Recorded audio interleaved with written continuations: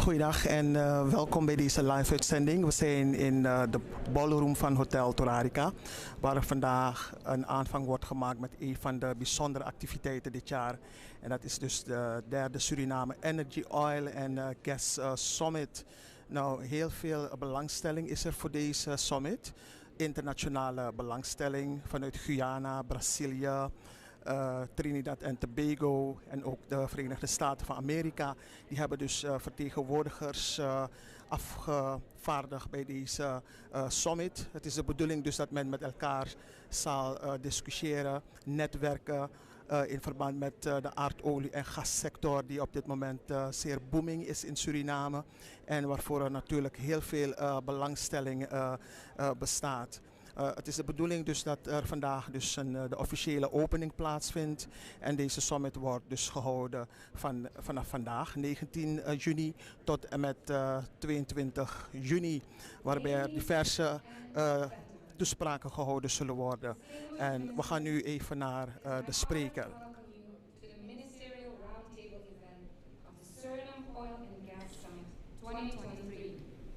Today, we gather here to discuss the strategic regional cooperation and the challenges and benefits it presents. As we embark on this crucial conversation, we recognize the immense potential that lies within the Suriname's oil offshore industry to foster economic growth and prosperity. Let us engage in fruitful discussions, sharing insights, and forging partnerships that will shape the future of our region. I would like to introduce His Excellency Stuart Young, Minister of Energy and Energy Industries and Minister in the Office of the Prime Minister, Government of the Republic of Trinidad and Tobago. His Excellency Albert Ramdin, Minister of Foreign Affairs, International Business and International Cooperation of the Republic of Suriname. His Excellency Robert Persaud, Foreign Secretary, Ministry of Foreign Affairs and International Cooperation, the Cooperative Republic of Guyana. May I also introduce the moderator of this ministerial roundtable, Ms. Shelley Bass, International and Government Relations Specialist. Thank you. Ladies and gentlemen,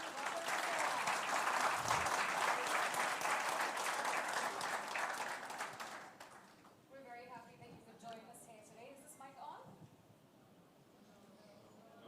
Guys, can we get some help? Let's just turn on the mics so we can officially begin this conference. Are you hearing me now?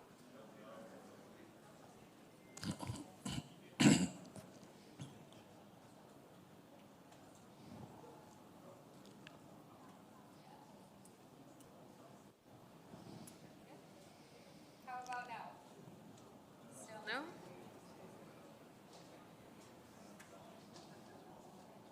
Testing. 1, 2, 3. There we go.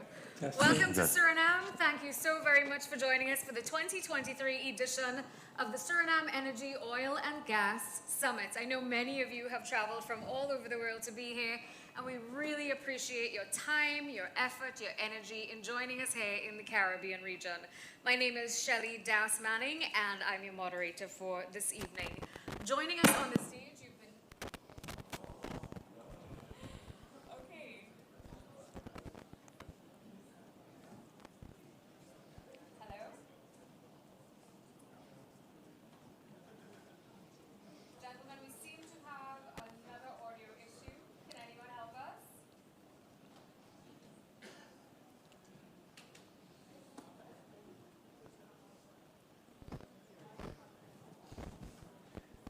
Testing 1, 2, 3.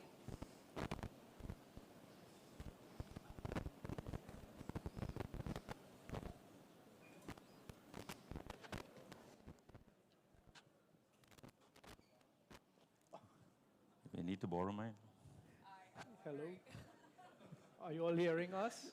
Yes. Yes? Okay, well, you don't need to hear me, okay? These are the gentlemen that are important. We want to thank you so much, as we said, for joining us here in Suriname for this exciting conference. On this stage, I have 3 gentlemen, and these gentlemen come from countries that have the potential to change our entire region.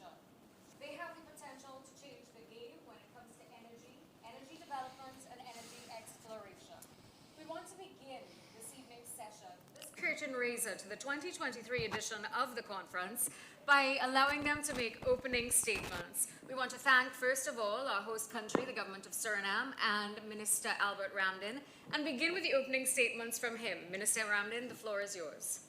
Okay, good. Good afternoon. Can you hear me?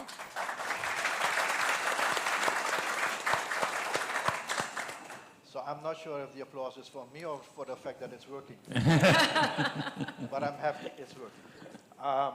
Thank you very much, Shelley. I'm very happy to share the stage with Sir Robert Prasad and Stuart Young. Not without any reason, three countries which are close to each other: Guyana, Trinidad and Tobago, and Suriname, the region. So it makes sense that the three of us are here to talk about the regional cooperation. Look, we all know, and you are all specialists in your own field, but from a regional perspective,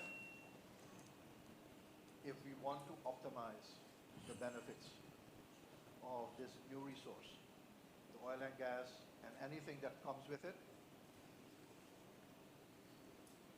we can all benefit from it individually.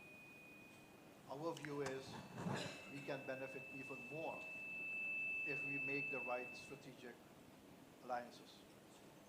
We must, in fact, because nobody else will help us than we all together. No country on this stage, or for that matter in the region, has the resources nor the expertise to develop those resources on their own.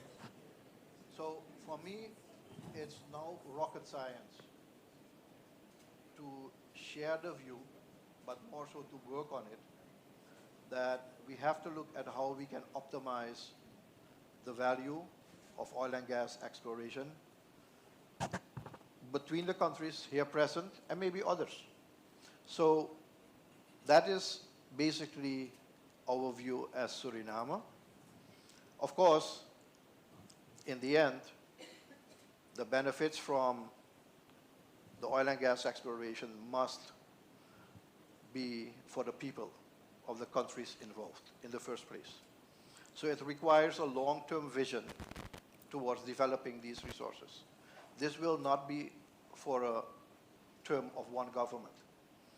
It must be for multi-annual approaches, so long-term. It requires the whole society to be part of this process, to agree on development. This is not going to be, although the window is short, 20, 35 years maybe, could be longer. We have seen how geopolitically things are changing in the minds of large countries when it's their interest. We have to be cognizant of that fact as well.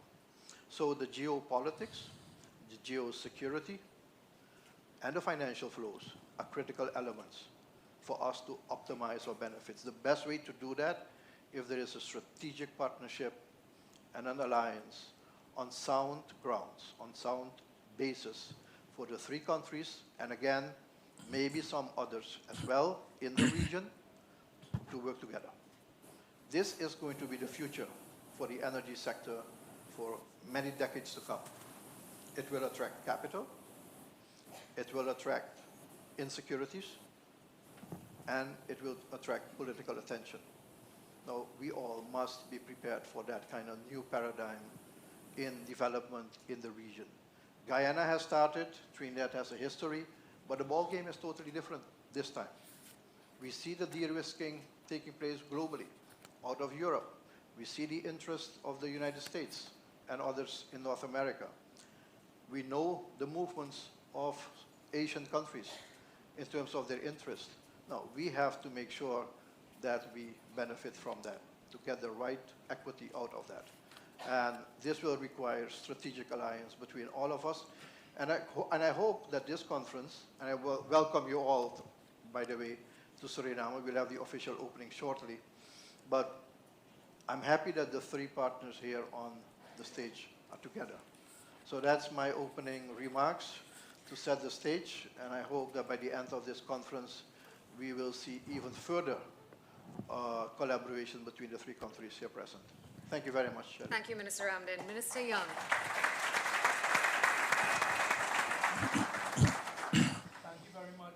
Albert, for the opportunity to be here and to share the stage with two very important countries in our strategic alliance that we're calling for.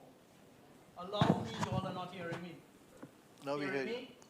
All right, allow me to set the stage in my fashion and to first of all draw the context that we're operating in and the geopolitics that we are in. On June the 15th, which was only 4 days ago, the UN Secretary General had a very strong speech. And the Reuters report on it, dated the 15th of June, says UN chief to fossil fuel firms, stop trying to quote NICA, unquote, climate progress. UN Secretary General Antonio Guterres said on Thursday that countries must start, and listen very carefully to this, phasing out oil, coal, and gas, not just emissions, and demanded that fossil fuel companies, quote, cease and desist, unquote, measures that aim to, quote, NICA, unquote, climate progress. That is the head of the UN, basically sending a threat and a signal to oil and gas companies and telling them that they must cease and desist. That is a wake-up call for us who have the opportunity, and not an opportunity that is an open window opportunity, to capitalize on the God-given resources that we have. The second article and warning I'd like to put into context is this. We are all aware of the ill effects of global climate change. We in this region, Suriname, Guyana, Trinidad and Tobago, and the rest of CARICOM, are seeing firsthand on almost daily basis the ill effects of climate change. There's no doubt about that. The reason for this climate change is due to the level of emissions and the destruction of the ozone, etc. Let us remember who are the ones that have caused this and continue to cause this. And of course, the world's top emitters, this is of the greenhouse gases that are harmful to our one globe, are, in order, China, the United States, India, the European Union, Russia, Japan, Brazil, Indonesia, and Iran. Those countries, the top 10 emitters, China, the United States, India, the European Union, Russia, Japan, and the others, put out 2/3 of the global emissions, 66.6% of the harmful global emission. Out of those countries, there are some very wealthy developed countries, the United States and the European Union, and there's some who are well on their way to developed status because of the size of their economies. Latin America and the CARICOM together contribute less than 3% of these emissions. So once again, what we're seeing is my submission, is we're seeing those who have derived great wealth off of the exploitation of resources around the world. Let us remember where we are, Guyana, Suriname, Trinidad and Tobago, and the CARICOM and Latin America. Those developed countries, when it was useful to them, developed on our wealth. But now they are also the major emitters. And you then have someone in no less a position than the Secretary General of the UN now waging very, very strong words on oil and gas companies when we have Guyana, Suriname, with recent finds of significant hydrocarbon resources, Trinidad and Tobago, who've been exploiting it for over 100 years, oil, and have a sophisticated gas industry in the last 40 years, in what appears to be a very convenient closing of the window when we have to exploit our own resources for our people's development. That's the important part. This is for the development of our respective countries. So whilst this window is closing, it is my respectful submission, gentlemen, and to all who are willing to listen from the region, that unless we do it together and we join strategically together, we are going to be left behind by the design of those who will profit. Because when you look at some of the countries, just do a favor when you leave here on your way to the opening. Search and see who are suddenly becoming the largest exporters of LNG in the world. Again, it will be one of the largest emitters of the same greenhouse gases. So unless we join together and we work together in a strategic alliance, once again we're going to be left behind in a geopolitical world that if we stand up as the CARICOM region, along with Latin America and Africa, there is a huge voice to be heard. Because energy security is one of the leading priorities of every country in the world. And those who are already developed look after themselves and have it. And those like the rest of us who are developing have to develop it for our respective people. So, gentlemen, is my simple submission that unless we work together and we sit down and make sure that we're singing from the same hymn sheet, we are once again going to fall prey to those who have a louder voice than us. But collectively, our voice, and the last thing I'll say, ending on my opening, is to all of the oil and gas companies. These three countries are open for business. And these three companies will work in a responsible manner because we have the opportunity now to utilize all of the technology that is already available and is developing, including the carbon capture, sequestration, and utilization, to be able to exploit our God-given resources. And these two countries are already, Guyana is net zero, and I'm sure Suriname is there as well. So let us not get lost in this conversation. Now is the time for us to take hold of our own destiny. And you have Trinidad and Tobago's commitment to work with you for us to be that loud voice in the geopolitics. Thank you.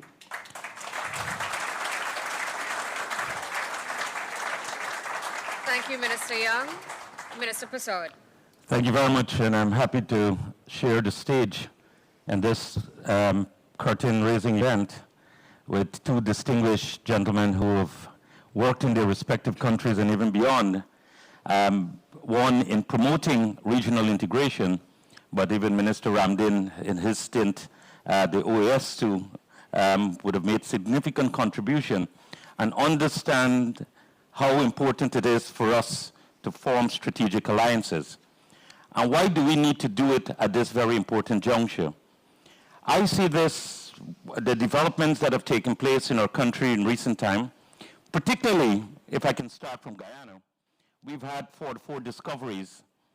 We're currently producing close to 360,000 barrels per day. By the end of this year, we will move that close to 400,000. By 2027, we'll move it to 1.2 million barrels per day. We're also moving in the area of gas production. But we recognize that the strength and the growth and the sustainability of our new, as the latest player on the block, we're literally the latest hydrocarbon player on the block, and even amongst the three of us here, we believe that for the success of our own oil and gas industry, it is also important that we form this type of strategic alliance, Suriname, Trinidad and Tobago, and we are already having discussions with other partners and to see how we can broaden this strategic alliance. And we need to do that for a number of reasons. One, as Minister Young pointed out, we need to push back on this narrative that is being fueled by some with certain interests. And that narrative is that to say, you know, new players, you may or may not have a role at the table of oil and gas. And that you need to, as it were, put the brakes on to make up for the wrongs and for what others have done in the past. And our response to that is no. Our response is that we can develop a very balanced approach. And we've shown it in our countries here, particularly Guyana and Suriname, and with the commitment of Trinidad and Tobago, that we can craft, devise, and build an oil and gas sector in a very balanced approach. That is how we can have oil and gas development in harmony with our commitment and our work that we have done in the area of environmental, and more specifically in terms of mitigating climate change. And our model that we have been demonstrating is shown that this balanced approach can provide the type of success that all those who try to push back on oil and gas that are seeking to achieve, perhaps not through a very enlightened approach, but we believe that the approach that we have been nurturing, developing, and working and gaining international support for at various fora, I think can be one that is much more viable. And this type of strategic partnership can enhance that balanced approach and give it the type of international recognition. A second point why it is that we need a strategic alliance is that we should not see each other as competitors. Rather, we should see how it is that we can develop a type of synergistic arrangement whereby we can build, support, and ensure that we are competitive, ensure that we bring about the type of results for our people, for the sector, but also overall having that coordinated, synergistic relationship, we can also address some of the missteps that perhaps would have happened in another era in the oil and gas sector. And that's where the strategic partnership in terms of identifying what it is that we can do better, what it is we can learn from each other, rather than developing this type of competitive environment amongst ourselves. A third factor too is that, you know, as a region, and this year we're celebrating the 50th anniversary of the Caribbean community. And we have, in many regards, made limited progress in the area of regional cooperation. And I say that not loosely, but I say that because there have been the commitment, there have been the speeches, there's been many pledges, and perhaps many signing of many documents in that regard. But the people of our region are the ones who judge whether or not the regional cooperation has developed and provided and produced the type of benefits and results for them. And sadly to say, we have not made the progress that I think our people want. We have an opportunity here amongst ourselves to perhaps use energy, as a catalyst to put some more life, to put some more spark, to put some more passion into regional cooperation. And through what we're doing here amongst ourselves and perhaps amongst others, we can put some little more dynamism in the regional integration movement and perhaps offer this as a gift to CARICOM on its 50th anniversary. And there are many other areas in our discussion that we can flesh out in this regard. But there are more reasons why it is that we should cooperate, we should form this strategic alliance than there are not. And for all the other points that have been made, I think we are today on a good setting. It's at the right moment. And I see this as an opportunity for bold cooperation in which I would want to call a new era for our region and perhaps more specifically for our three countries.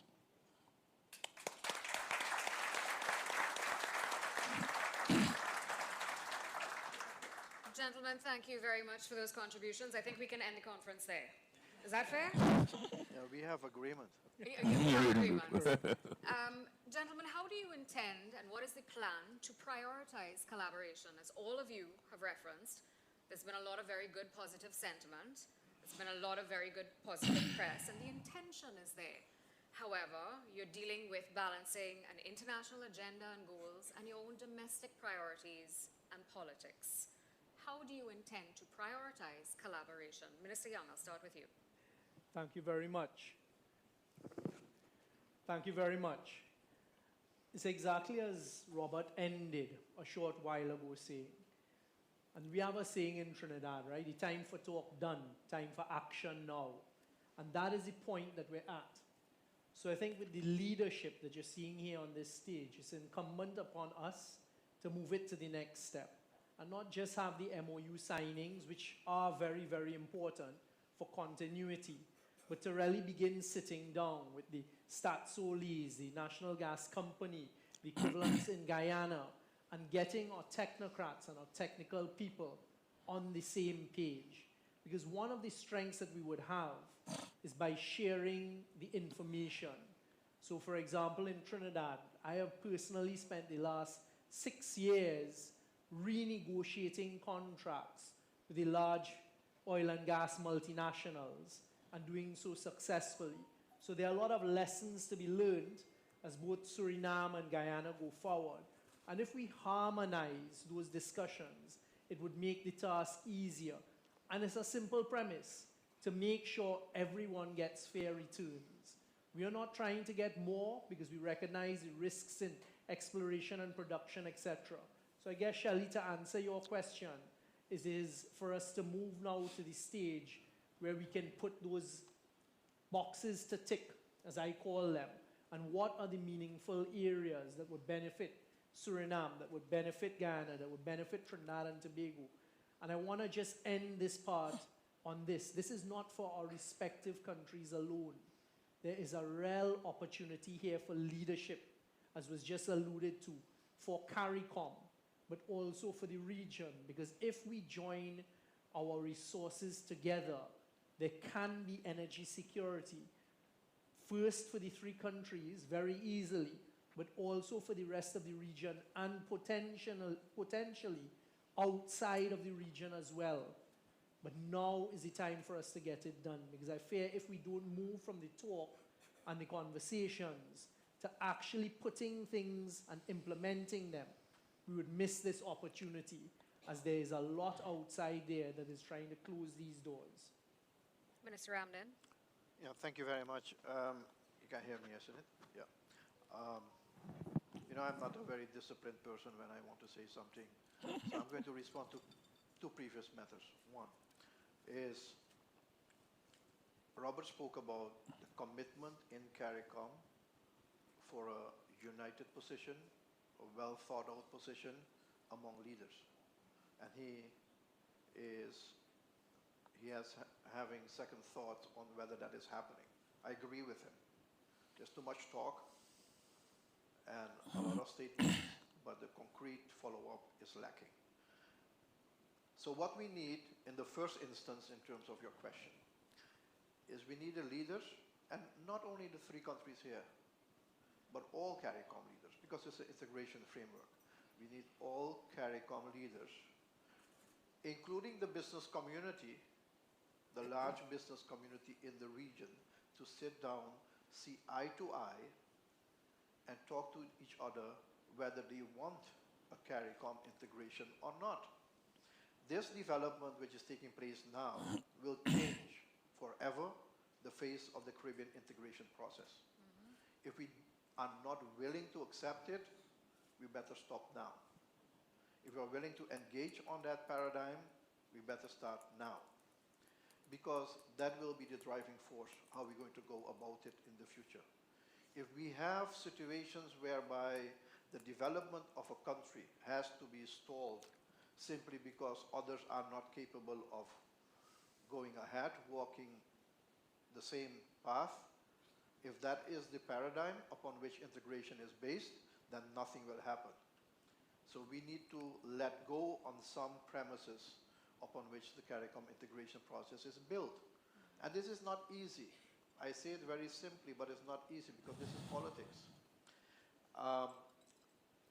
We need to give countries the opportunity to move ahead, to go ahead if they can walk faster, if they can develop their economy faster. That goes for Suriname, Trinidad, Tobago, and Guyana, and others possibly. That's the first point. Second is our sub-regional responsibility. For those countries who are developed, for the whole region, needs to remain steady. What I mean by that, nobody will benefit from instability in the region. Nobody.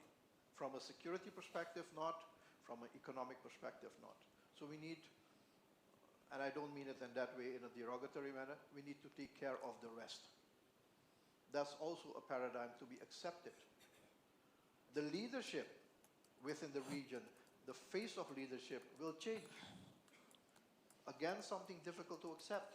also for the private sector. It will change. If otherwise, countries will go on their own, and you get a fragmented integration process. So this is the first thing that needs to happen, a solid political debate in CARICOM at the level of the leaders to set, and maybe it should start with the 3 countries, which we have planned out already to happen soon, but it has to go throughout. Why I say that?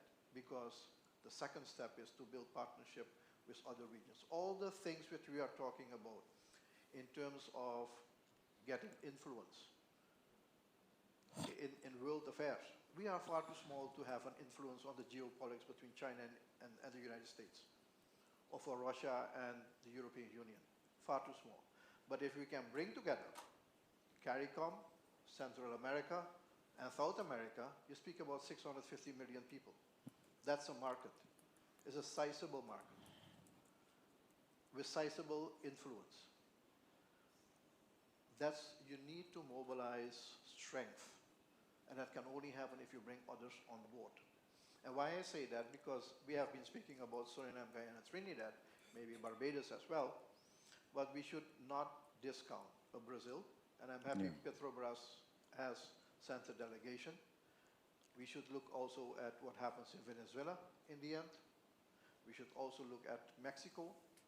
This basin is a very wide basin, is going to be a powerful asset.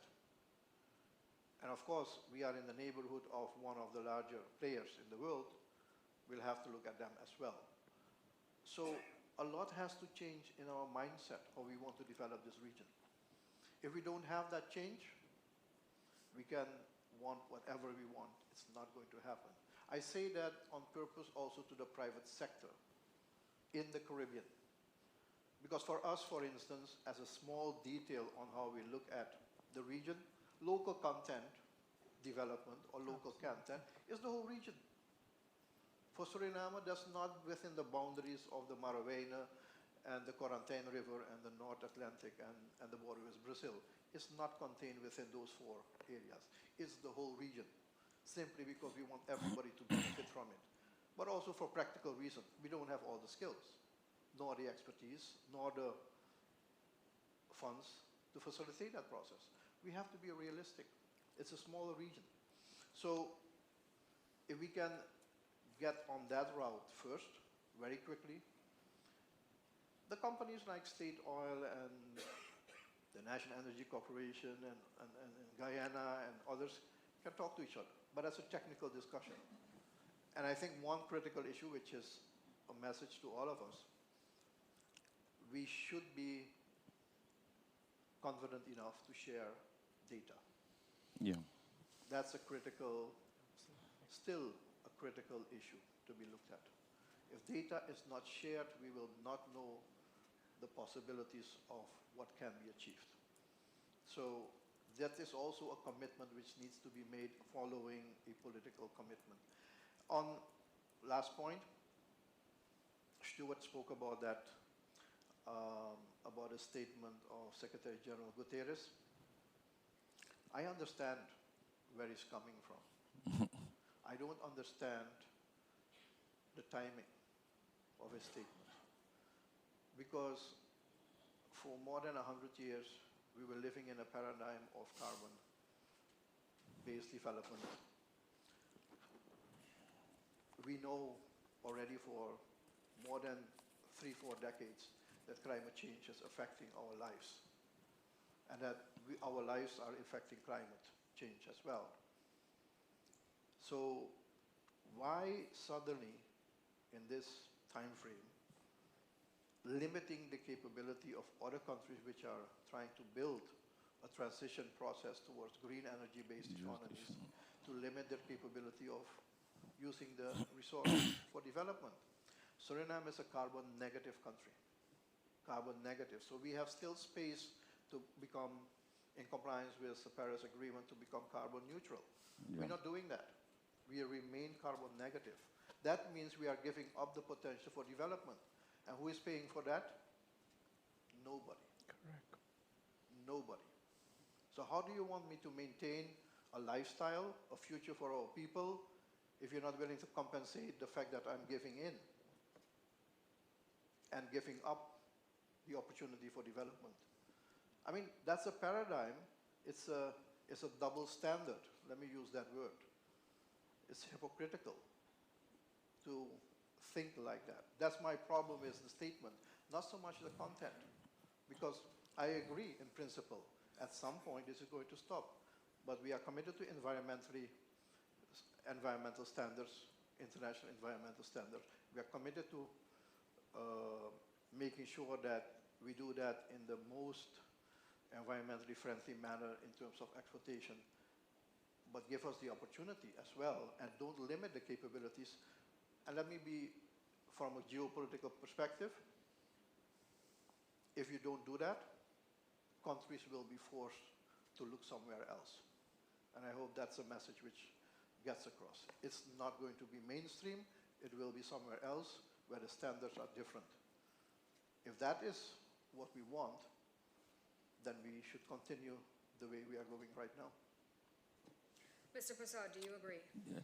I do agree, but I would want to make it absolutely clear that, whilst we are, and we ought to be responsive to the domestic needs and the domestic imperatives of our people, we've been very committed to our international obligations as 3 member states, but other member states within the CARICOM region, and perhaps within the region as a whole. Our track record in terms of honoring our international commitments, the sacrifices that we have made, and I can point to Guyana and Suriname in this case. I don't want Trinidad and Tobago to feel left out, but we share the Amazon, we share the rainforest, so I can only speak from our 2 countries' standpoint. And as Albert pointed out, yet we're net zero. And even when we get to even beyond the production of 1.2 million barrels, we will still be net zero. And I think the same, based on the data, exists for Suriname. Whenever they get to production and whatever can be the upper ceiling, Suriname would also be net zero. And how that didn't happen by magic. Take, for instance, the size of our rainforests in Guyana is the size of England and Scotland. And we've been able to preserve that. We've been able to more or less forego what others have done to their forests. Because we were thinking ahead, we were very much committed to our international obligations, and this is one of the areas that we've also been working together in this regard. So I want to make it absolutely clear that yes, we are as countries, we are as politicians, we ought to and must be responsive to our domestic needs. But we have an obligation also to provide for people. And that is why I go back to the earlier point in having that balanced approach, and which we want the international community, be the UN Secretary General, and perhaps somebody should send the UN Secretary General a copy of the G7's Hiroshima statement, because I'm not sure whether there's any, if he's aware what the leaders of the big economies have decided in the area of energy itself, in the development of energy. But certainly, repeating what it is that we all want and what we all desire must also be in sync with taking care of the needs of our people. We have an obligation to ensure that our people live a comfortable life, that our people enjoy prosperity, they enjoy stability. And if we are endowed with these resources, and we are committed, as we've demonstrated over time, that we can develop and utilize these resources in a responsible manner and still be able to honor and in some instances surpass our obligation, I think that speaks volume in this regard. One example, in Guyana, we've been the first country on December the 2nd to have jurisdictional rights in terms of the sale of carbon credit. And we're the first country to enter into a commercial arrangement with an oil company to purchase carbon credit in the market, earning for our people $750 million at a minimum, and that's for 30% of our carbon. And so we've shown and demonstrated in one regard, and we made it clear to Suriname and to other partners that we want to share that model with them, that we can do things in a very innovative, in a very creative way, but not in any regard that holds back in terms of the opportunities, the potential, and what exists to be developed for our people. And I think, the conversation and talking about the strategic partnership it's also about that. And the final point, too, is that in so doing, and for all the reasons we've spoken so far about, we need to also develop the urgency in developing an interconnected energy hub, including northern Brazil in this regard, but also even going as far as the Dominican Republic in terms of how it is that we position our region, but also to put us, as it were, in a very strong and a very effective way in dealing with whatever those challenges, dealing with whatever the pushback is, but also to see how we can rapidly develop and utilize those other resources. We know that there will have to be a transition. We don't deny that fact. We know that we are all committed to Paris.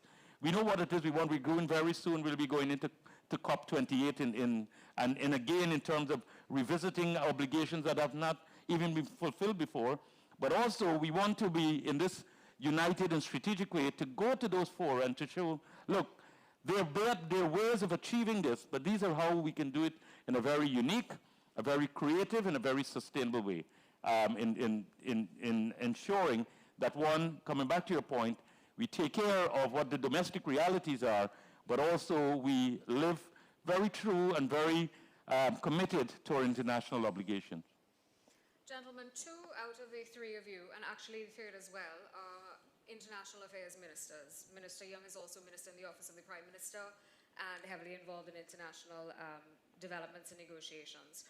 When it comes to our policy as a CARICOM region, Minister Ramlin would tell you that as 14 countries in an environment perhaps like the OAS, that is a significant voting bloc.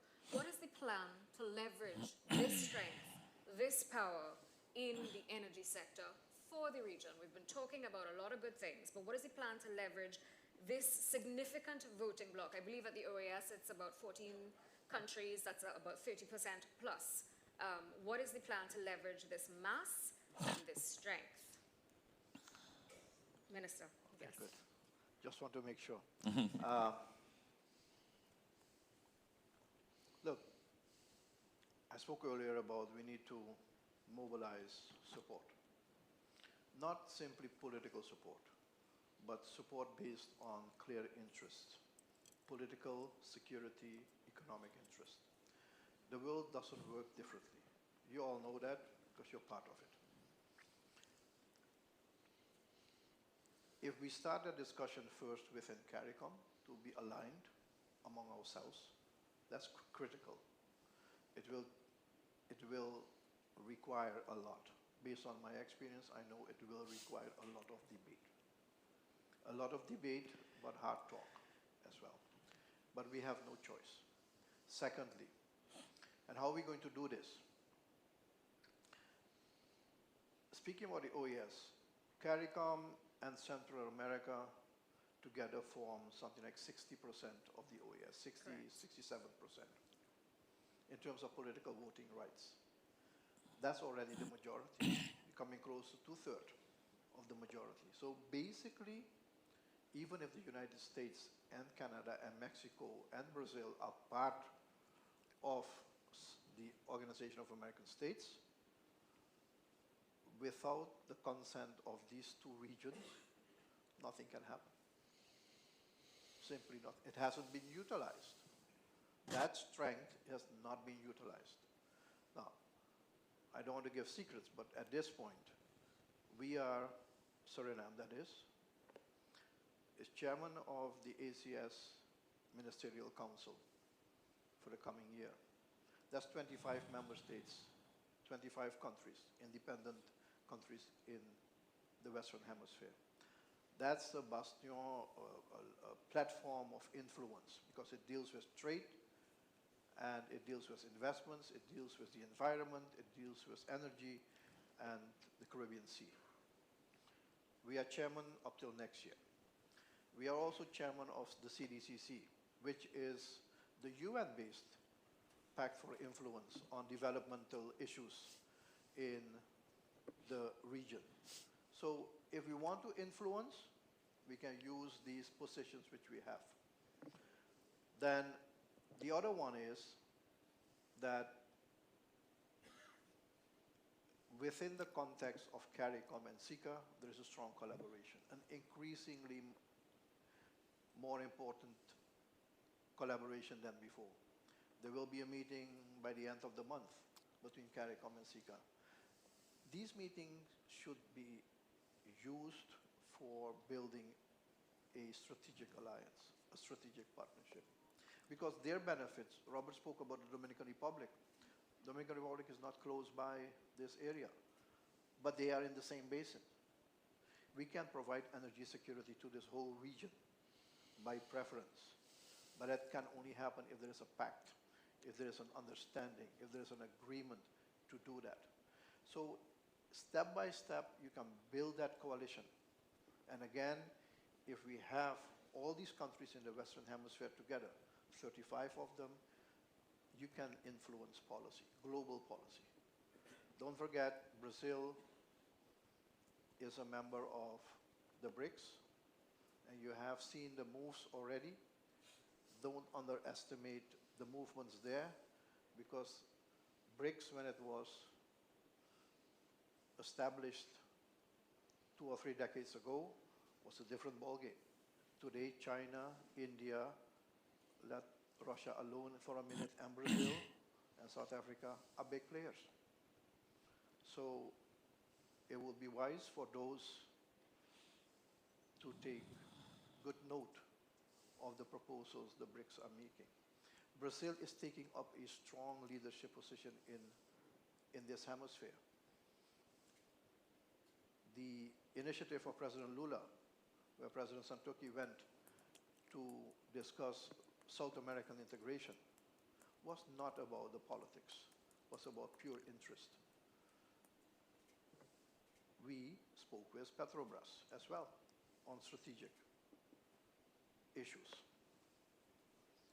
On the environment, the Amazon region, 8 countries in South America, which cover the whole Amazon, including Suriname and Guyana, will be present 8th and 9th of August in Belém do Pará to discuss the strategic purpose. Don't see it as just protecting the environment, but it's also a negotiating tool, which will play into the COP28 meeting in Dubai. So there are lots of opportunities to muster, to mobilize that support. There must be a political narrative to work on that. And the political narrative has to come from CARICOM. And for that, you need a frank debate among ourselves with the private sector, where we want to bring this region and what kind of leadership role we want to play in the world at a global stage.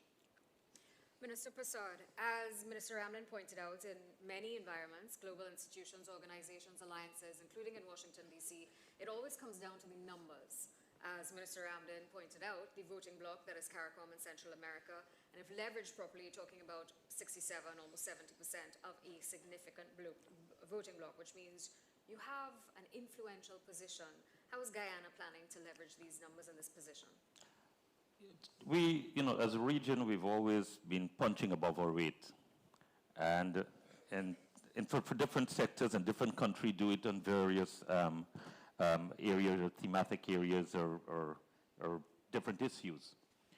Take, for instance, the work that we've been doing on food security for the region with President Ali's leadership, Prime Minister Rauli on energy, and the contributions that made by President Santoki in different regards. And increasingly, people have been listening to us, both individually as leaders, but also as a collective. Just recently, we had the CARICOM US summit that was held in Bahamas. And the region was very unified in the conversations with the Vice President on some of these very topics. They're very frank, very open. And that, for me, was a very heartening moment, where there was some level of unity, but also the Vice President and her team took very serious note of our position. And in fact, there were few areas in which there were disagreement. So one, we increasingly were being listened to. Secondly is that we must all use our access. Take, for instance, Guyana has just been elected as a non-permanent member of the Security Council.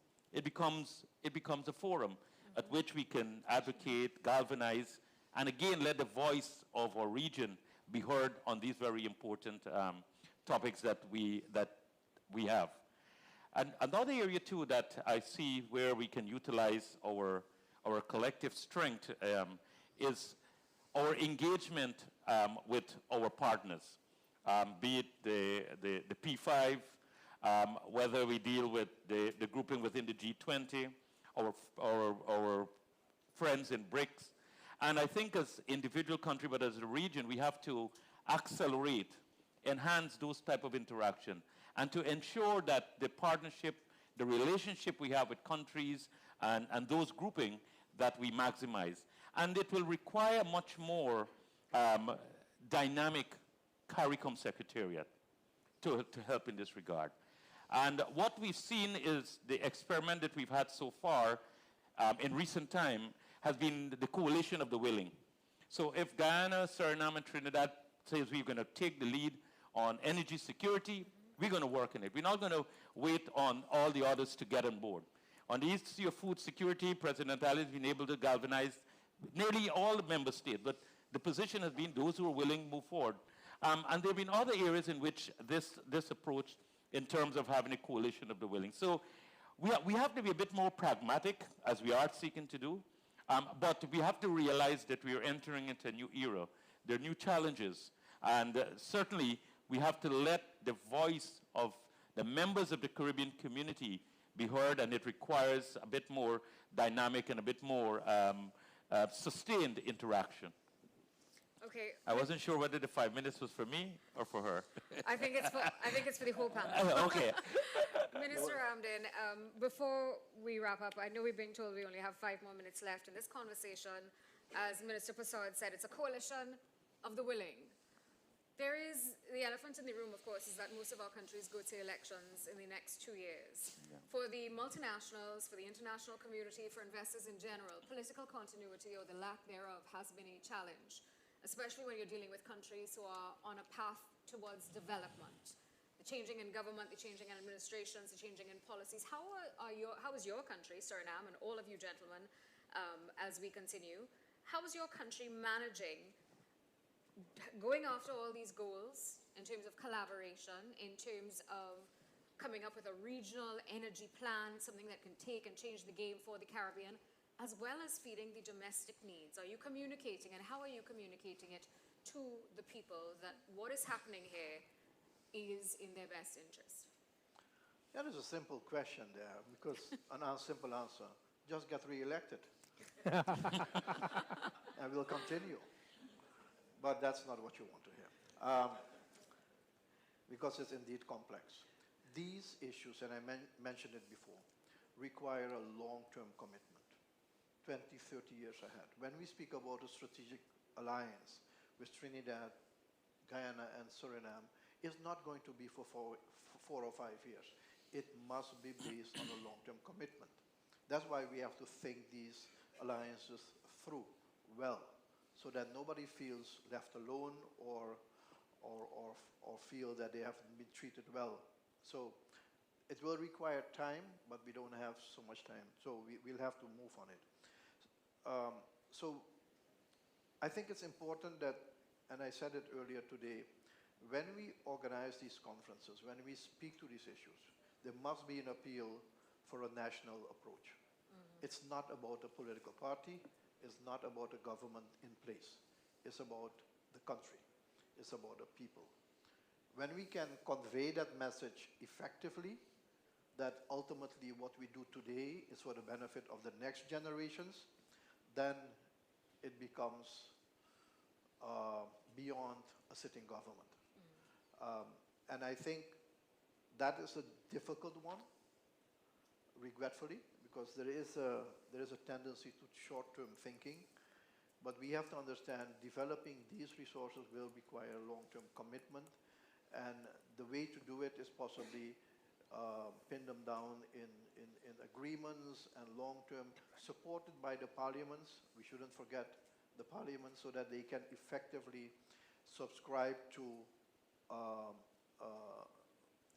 commitment for the long term. And we can speak about that. I see Agina already standing, not for fun, but We know we have another commitment. We'll speak throughout the conference about this because it will require not only the commitment of the governments, but it will require the private sector as well to come up with those commitments, the long-term commitments. It's an interplay between government, governance, and the private sector. If we can get that done in the right way and we demonstrate the benefit to the people, I'm sure that it will be a long-term commitment and a benefit to all. Gentlemen, in that question, the question that I asked Minister Ramdin before, I want to also quote Mr. Ramdin himself. Several years ago at the Organization of American States, and I'm asking this so you can make your closing comments at the same time. You were quoted as saying, you know, it all comes down to people, peace, and prosperity. As we end this curtain raiser for the 2023 conference, how are we tying the people, the peace, and the prosperity in our energy agenda? I'll begin with Mr. Young. Thank you. Just to say very briefly, because I know we've run out of time, I think it actually fits into one. Because if we can really mobilize the region, and Robert gave a great example, and I'll just share it briefly with you. The CARICOM leaders went to the Summit of the Americas in Los Angeles last year. And if they were not collective, they would not have attained a meeting with President Biden and Vice President Harris. That collective voice sent a strong signal to the US administration that we didn't come here for a photo op. We came to discuss serious matters. Fortunately for us, and to their credit, they took it seriously, but because there was unity amongst the CARICOM. So that is a perfect example, and we have the running meetings thereafter. We went to Blair House in the Bahamas a couple weeks ago, and we remain engaged. That is a message and an example that the collective voice, speaking out loud, will get the attention of those powerful bodies that we need the attention from. The benefits then redound directly into our domestic economies and our domestic politics. So if we can show our people in our respective countries that together we are stronger and they are getting the benefits of that, that is the task for us. And just to finish, Albert and Robert, as we use all of these conferences, they are an opportunity for us to set the tone because people are listening. And they're going to come and they're going to try to pull us around individually. Stick to the collective, have loud voices when given the opportunity, and don't underestimate the collective voice that will tie into our domestic, local politics once our people see the benefits. And we're going to get greater benefits domestically by working together. Minister Persaud. The reality is that our people, I think, are firmly aware. They're gripped with this reality that the need for us to work together, for us to be stronger together in this regard. And they recognize, too, that we must have shared prosperity. So if Guyana is doing well, it must also be done through our collaboration, through cooperation that will bring benefits to others. And I think that growing awareness, I think, will, as it were, see people going beyond the election cycle in holding us to that commitment and having that long-term strategic view in that regard. You know, we are told that we need to do a number of things as a region, and some of them are unrealistic for people, for needs in this regard. And sometimes our people are misled, or there are certain forces who seek to mislead our people in terms of moving off and veering off the agenda. And I think it's important the private sector, civil society, and everyone get on board too. This is not the role of governments alone.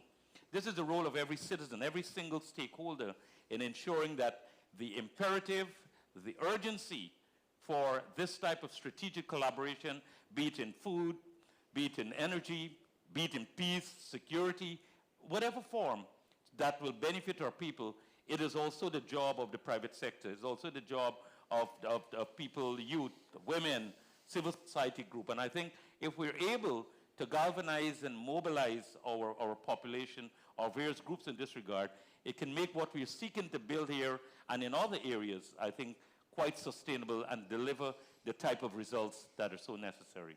Final word, Minister Ramdin. Yeah, very brief. I know that we have to move on to the official opening. 2 points. One is the common goods. It's about the people, it's about the prosperity, it's about the planet. If we can communicate that as the common goals, then it's apart from politics. This is what we want to achieve because this is for the people.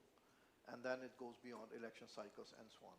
The second thing which Stuart raised as an example at the last summit in Los Angeles, as a region, collectivity is one thing, Stuart, but having the guts Correct. to stand up and demand, because we have a right, have the guts to do it. That goes not only for the governments, it goes also for the private sector. And then it works, because it worked in Los Angeles.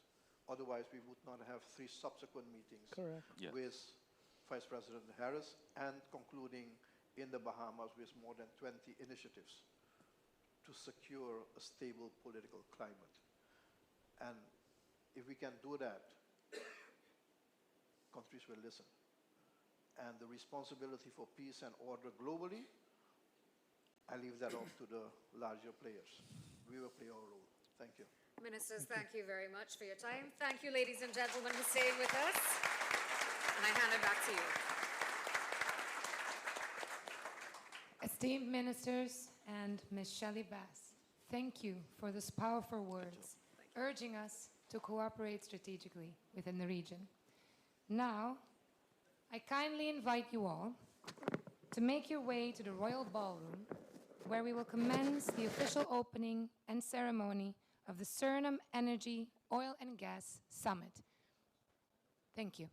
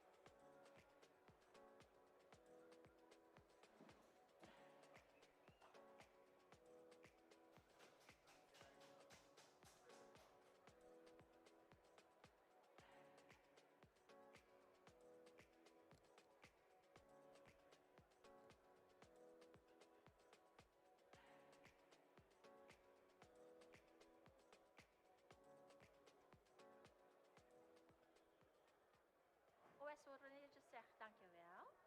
Ze kunnen weer prettig werken in een aangename omgeving. Ze hoeven niet bang te zijn dat ze struikelen.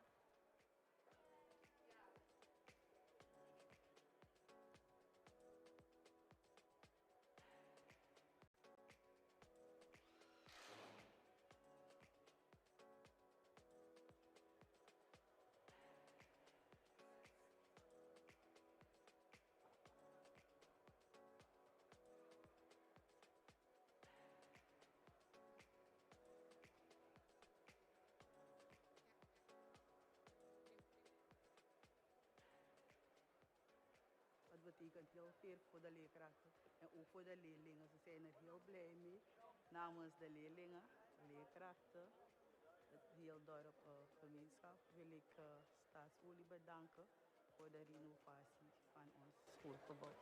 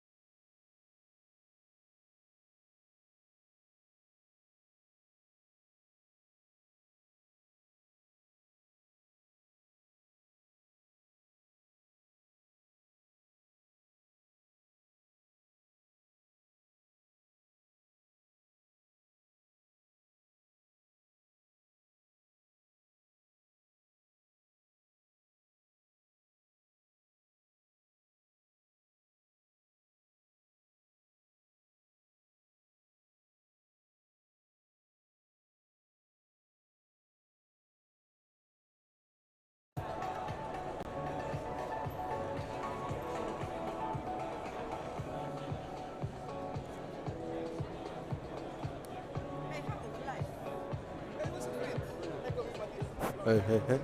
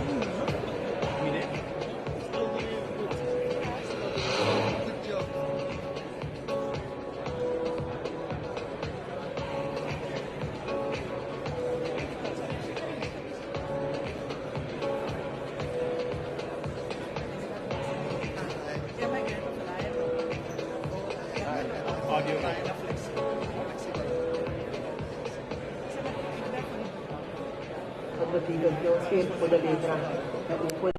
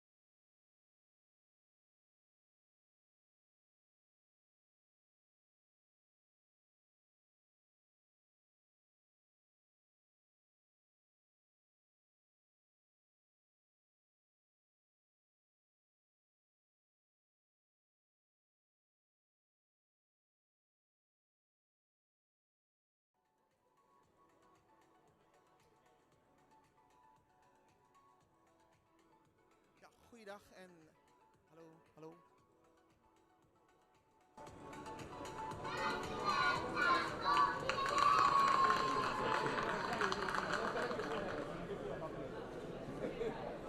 Goeiedag en welkom terug. We zijn op dit moment in de ballroom van Hotel Torarica, waar vandaag dus de Oil and Gas Summit wordt gehouden. En vandaag vindt zo meteen dan de opening plaats van deze summit. President Chandrika Persat Santokhi zal de opening verrichten. Het is de bedoeling dat er ook een toespraak komt van de algemeen directeur van Staatsolie, de heer Anand Jagisser. Ik kan u vertellen dus dat er heel veel belangstelling is voor deze summit. Bijkans 800 deelnemers, vertegenwoordigers die dus participeren. Heel veel belangstelling voor onze aardolie- en gassector. Daarnet is er dus ook een meeting geweest waarbij de ministers van Buitenlandse Zaken van Suriname, van Trinidad en Tobago en van Guyana ook hun mening hebben gegeven, hun inzichten hebben gegeven over onder andere de aardolie- en gassector en de toekomstige ontwikkelingen, hoe men binnen de CARICOM wil gaan bundelen en wat de uitdagingen zijn voor wat de toekomst betreft als het gaat om de energiesector in ons land. Nou, zometeen volgt dan de toespraak van de president en ook de directeur van Staatsolie, de heer Anand Jagisser.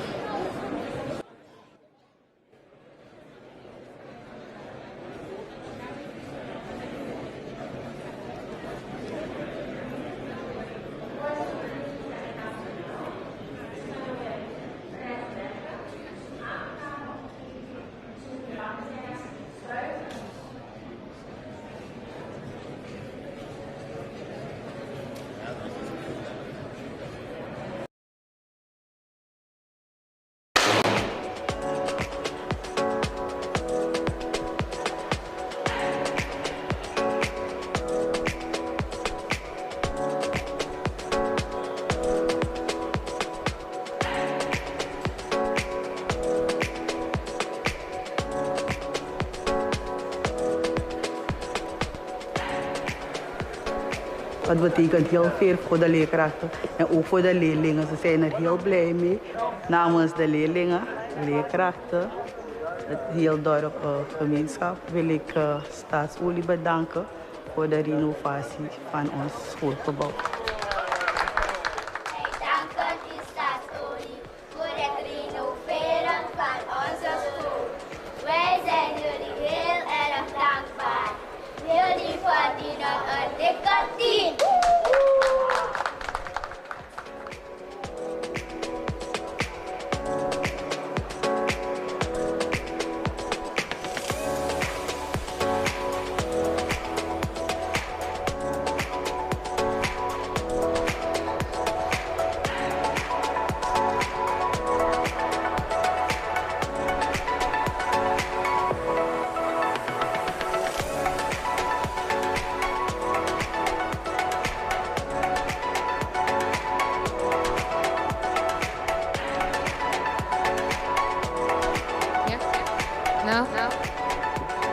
Ladies and gentlemen, honorable guests, please stand to welcome the President of the Republic of Suriname, His Excellency Mr. Chandrika Persat Santokhi, and the First Lady, Mrs. Melissa Santokhi Shinishri.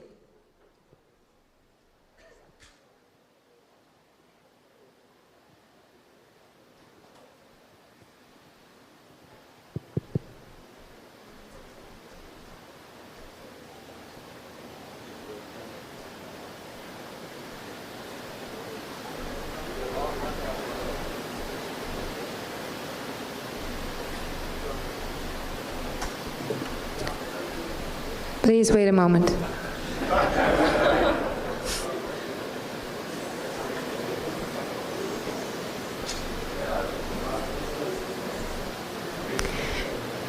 And he's coming from the back. Please turn to face the President of the Republic of Suriname.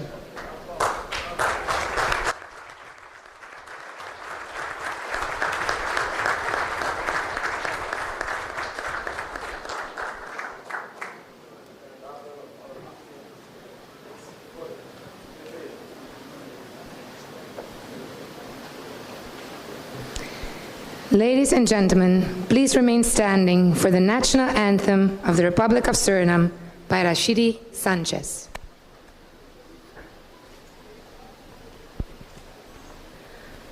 God zij met ons Suriname, hij verhef ons heerlijk land. Hoe wij hier ook samen kwamen, aan zijn grond zijn wij verpand. Werkend houden we in gedachten, recht en waarheid maken vrij. Al wat goed is te betrachten, dat geeft aan ons land waardij. Oppo kondre mang u, oppo sranang grong e kari ung. Wans opetata komapo, we museti kondre bung. Strijden, strijd, we no sa vrede, gado de we fesimang. Heri libite na dede, we sa fetigi sranang.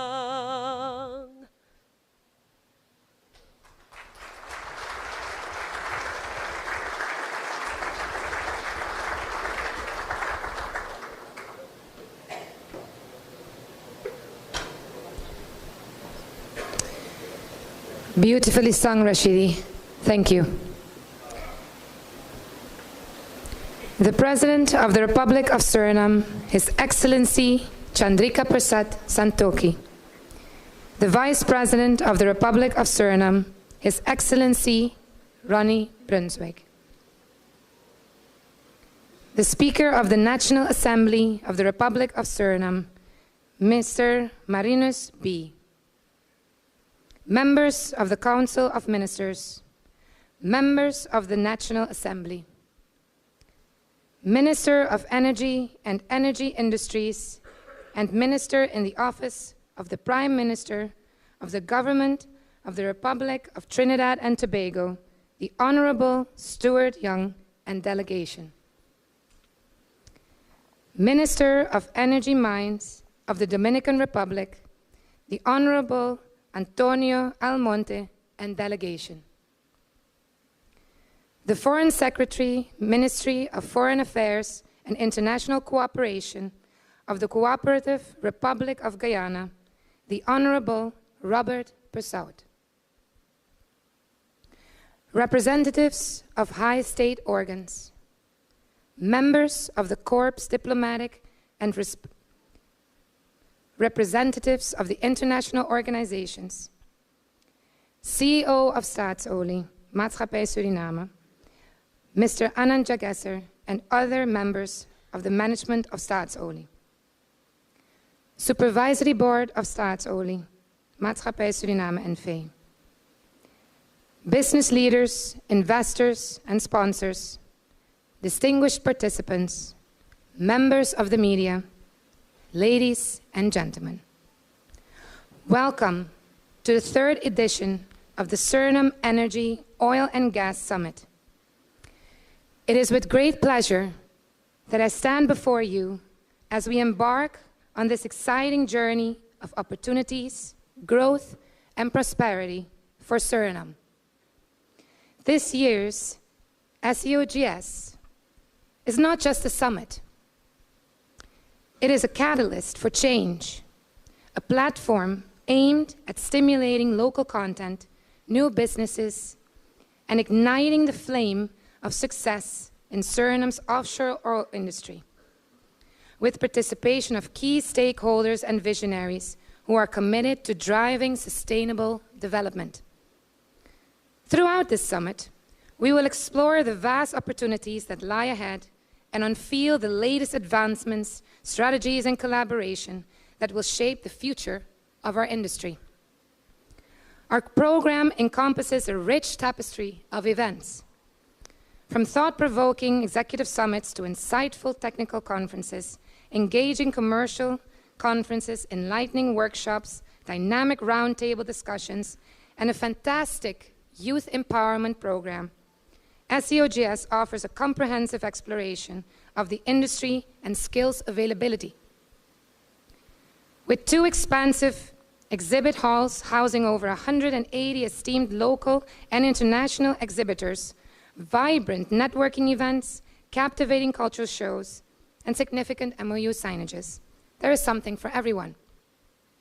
The next 3 days, we will focus on exploration and production, investing in sustainable development, and local content, diversity, and inclusion.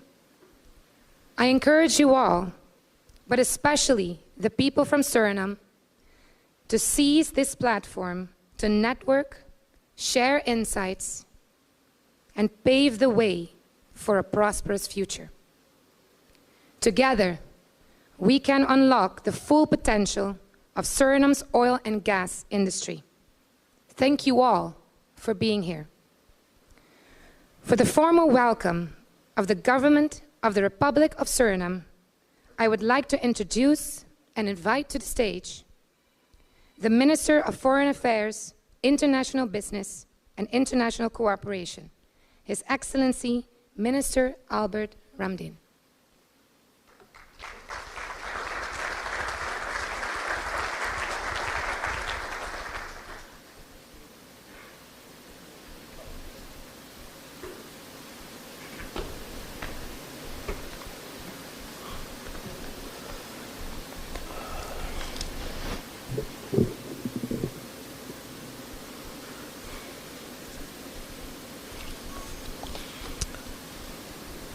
Mr. President, His Excellency Chandrika Prasad Santokhi, Mr. Vice President, Mr. Ronnie Brunswijk, our Chairman of the National Assembly, Mr. Marinas Bay, my colleague ministers, Governor of the Central Bank, the CEO of State Oil, our colleague ministers from the region, all other protocols observed, otherwise my few minutes will be taken by protocol only.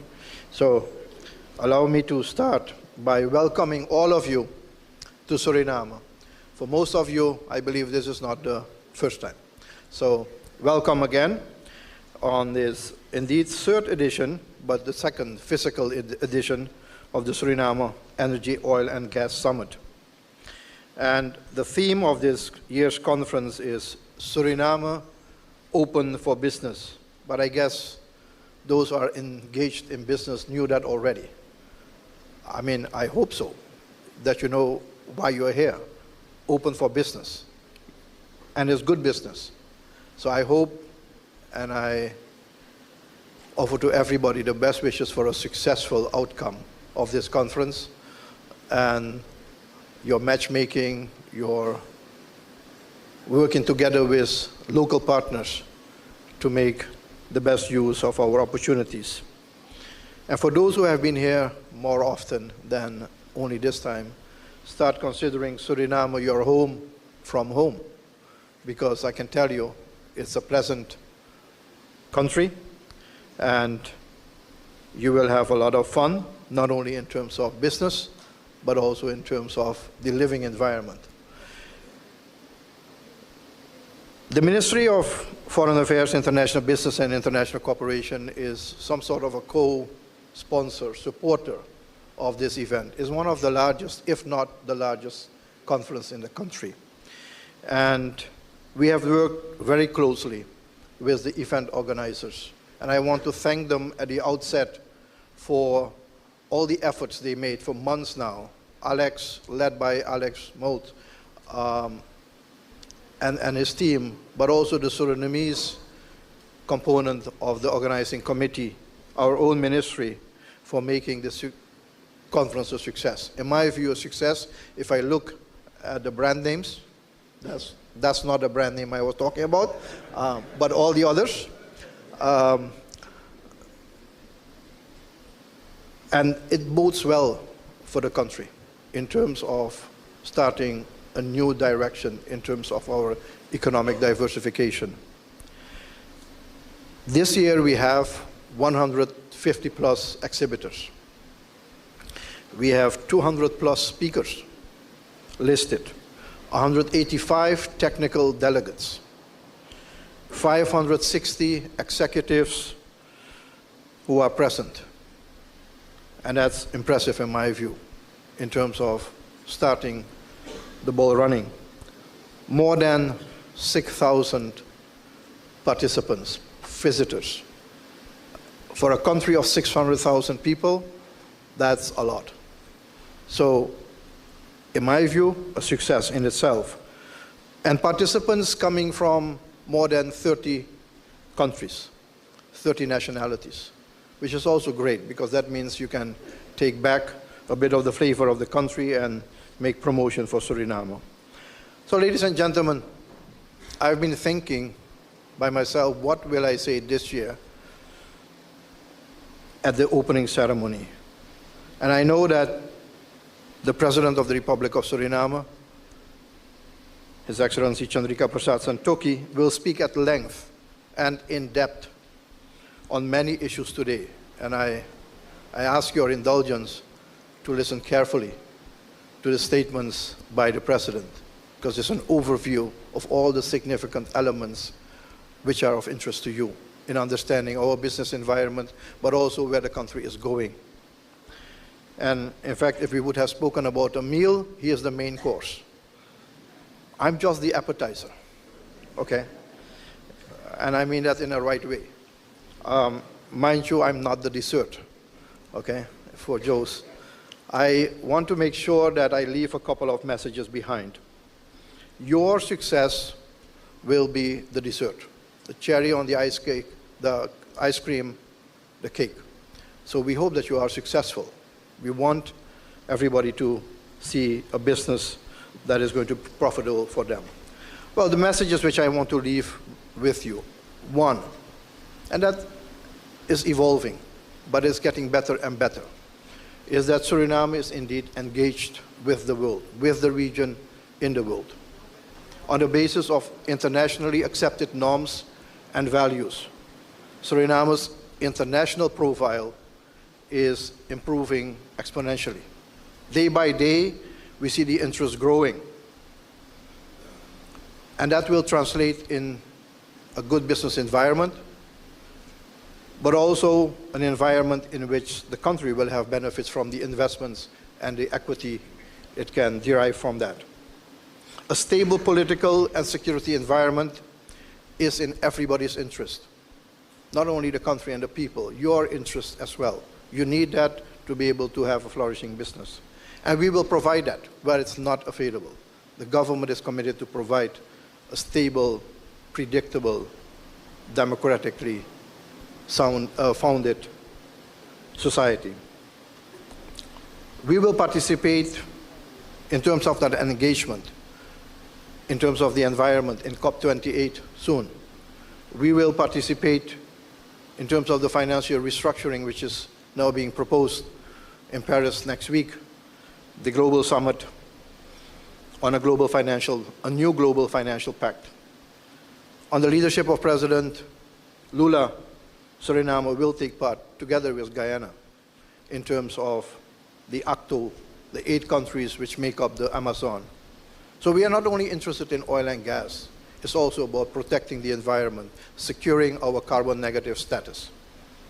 And I will continue with South American integration process as President Santokhi has led a couple of months ago CARICOM to work on the regional integration process. And of course, we'll take part in the United Nations General Assembly. I say all of this simply to tell you we are not an isolated country. We are an engaged country with the world where you will be seeing benefits too.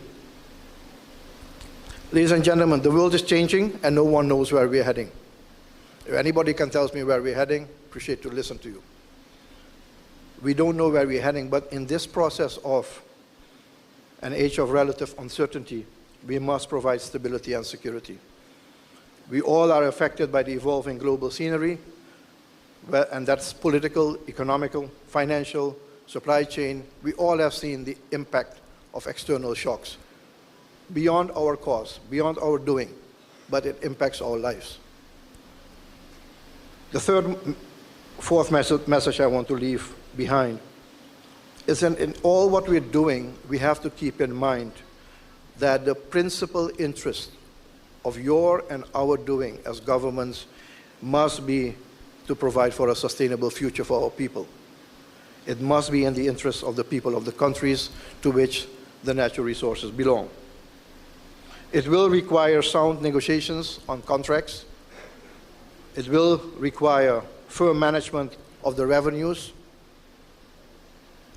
And these revenues should lay the foundation for the transition to a carbon-reduced economy in decades to come, for economic growth and prosperity, for a process of diversification.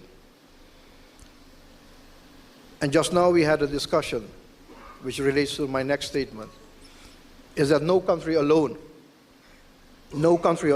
in this region or anywhere can fully optimize the benefits of the new resources. We must work together. We just spoke about it in very strong statements at the pre-opening ministerial debate.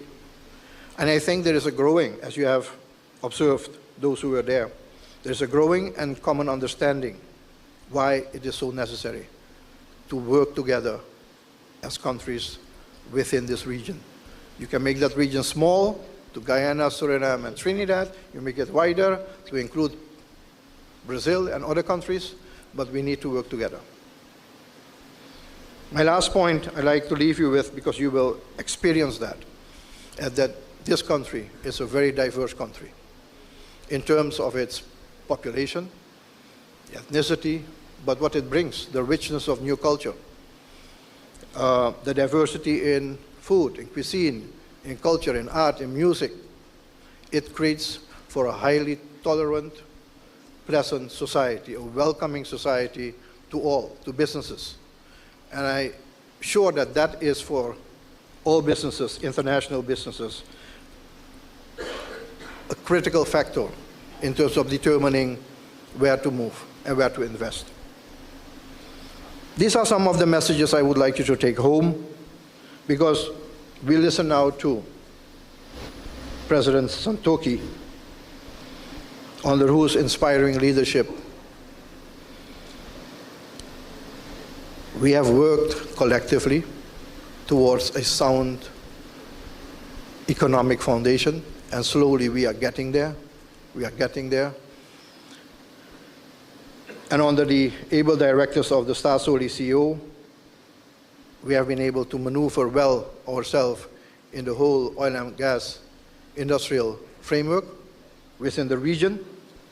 And with those two leaderships, we are basically having the cornerstone for a path forward. A path towards overcoming shortcomings, because we will have shortcomings, we'll overcome that. That's the commitment which we make. A path towards partnerships, which we discussed. We need those partnerships with individual companies, with countries. And a path ultimately towards success. I invite you to listen to President Santokhi on the key issues that will play in the context of further developing this new resource. Welcome, enjoy Suriname as well, and all the best to you all.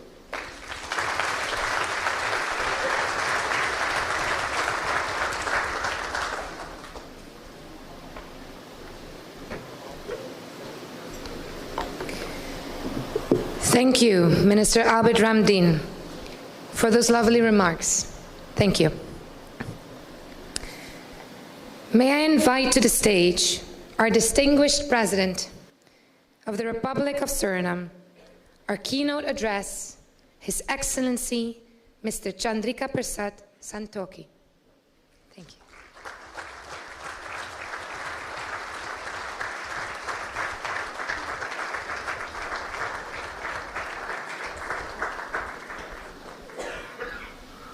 Thank you very much. Please be seated.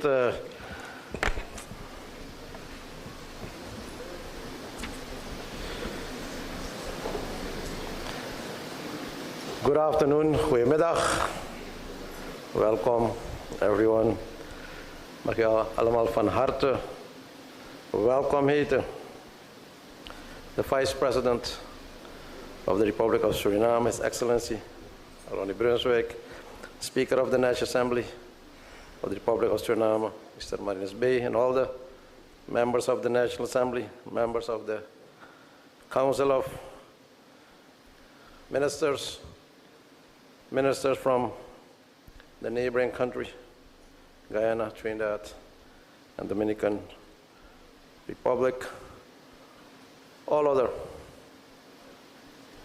distinguished representatives, welcome.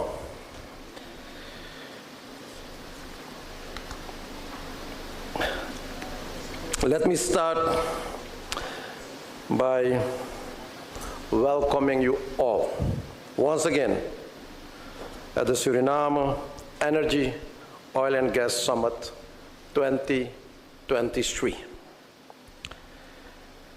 And let me also express the commitment of my government, and that is to lead my country, Suriname, on a path to becoming a respected, developed country and taking its rightful place in the world.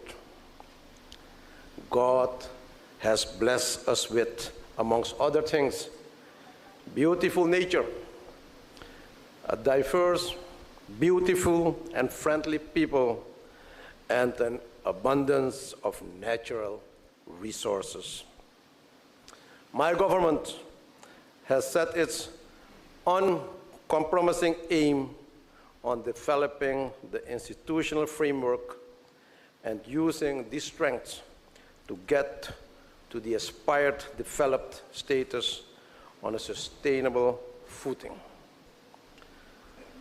Achieving this while facing multiple crises like the COVID pandemic, financial, treasury, climate and food security threat, don't forget the impact of the Ukraine war, has not made this an easy task for us.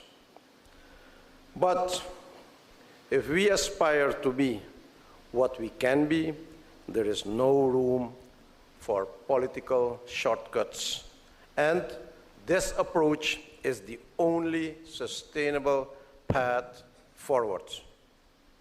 Oil and gas will be the catalyst for this development. This sector and the spin-off sectors will get the government's full support within the existing legal and institutional framework. Where needed, we will develop additional legislation and regulations to support the development, equability, and with respect for investors. As mentioned, sustainability will be a crucial pillar of our economy, and income will be routed into these core sectors, including agriculture, tourism, and service propositions. The future generations will have a rightful place as we use these non-renewable resources. That is why we have initiated oil and gas education in our schools so that our young people can play a leading role in this sector and ensure the strengthening of our national policies. The Welfare and Stability Fund, which is fully supported by my government, will play a key role here for future developments and for the diversification of our economy. And let me be very clear. In this summit, for this audience, that my country, Suriname, is committed to the globally agreed targets to transition our societies to renewable energy and phase out fossil fuels. Suriname is taking a balanced approach in this respect. Our forests are important carbon sinks including our mangroves, and our policies will aim to keep it like that. Ladies and gentlemen, Suriname is proud that our own state oil company, SEOGS, can host this third edition of the Suriname Energy, Oil and Gas Summit. And I express my sincere thanks to the CEO of SEOGS, Mr. Anand Jageser, and his staff for organizing the summit. This event will highlight Suriname's investment opportunities driven by hydrocarbon resource discoveries and appraisal programs in the offshore area. You will be investing in one of the greenest countries in the world, one of the 3 carbon negative countries, and your investment will fuel a just transition to a more sustainable world powered by renewable energy resources. The overwhelming interest shown for this event bodes well for the further development of this sector in Suriname. Today, I am here to announce that Suriname is ready to make our beautiful country one of the top oil and gas producers and exporters. It is time for countries that have gone, and I'll ask your attention for this part.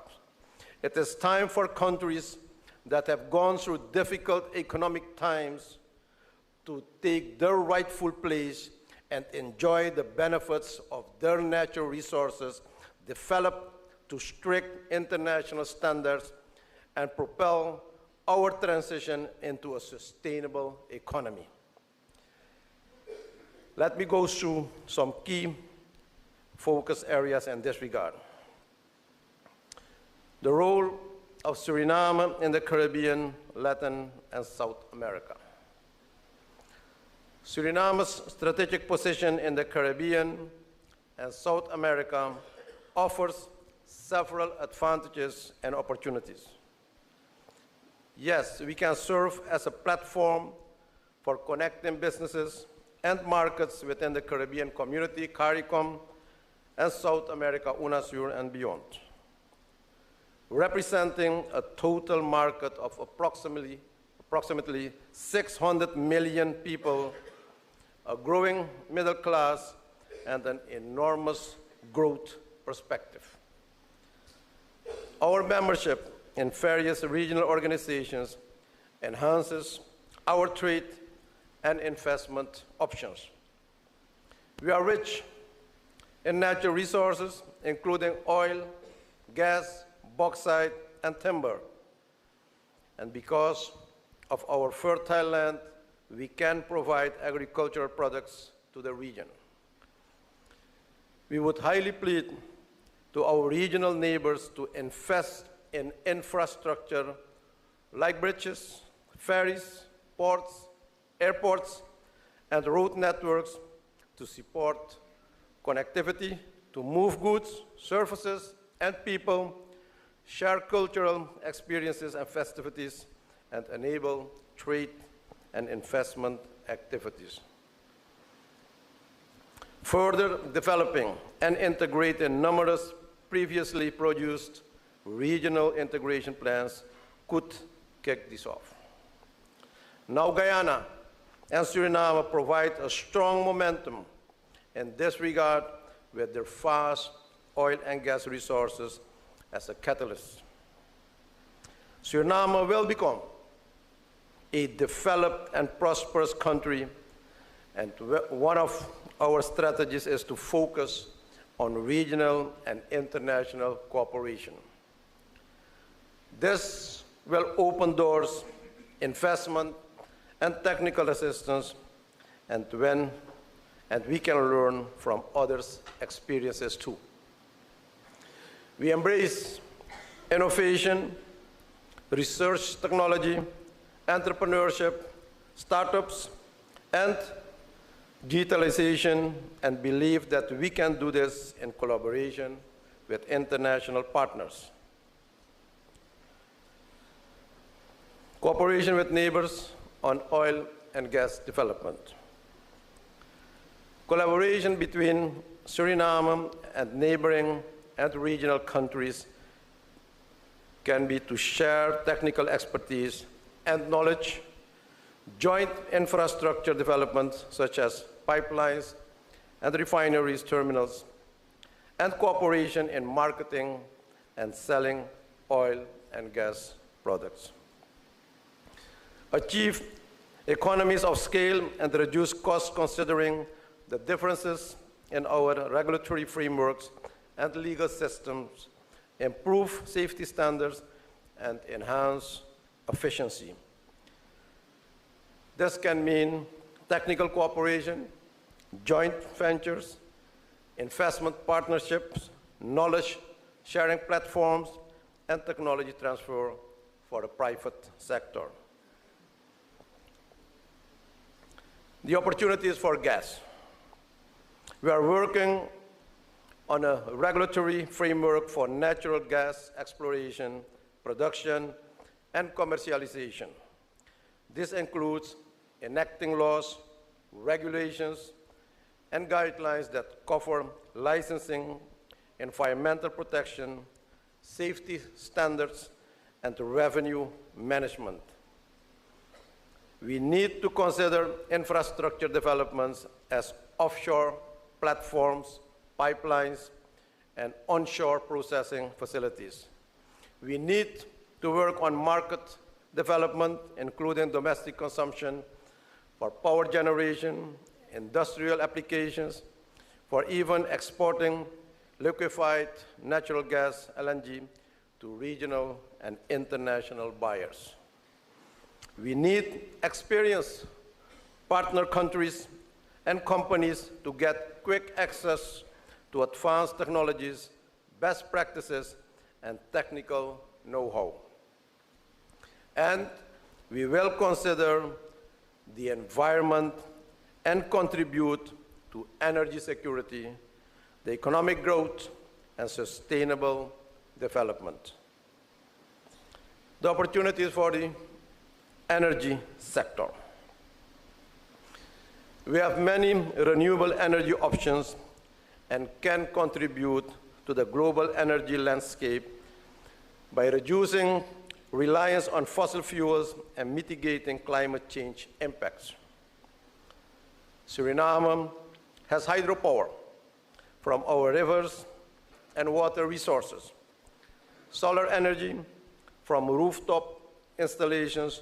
Solar farms can diversify the energy mix and provide access to electricity in remote areas and reduce reliance on imported fuels.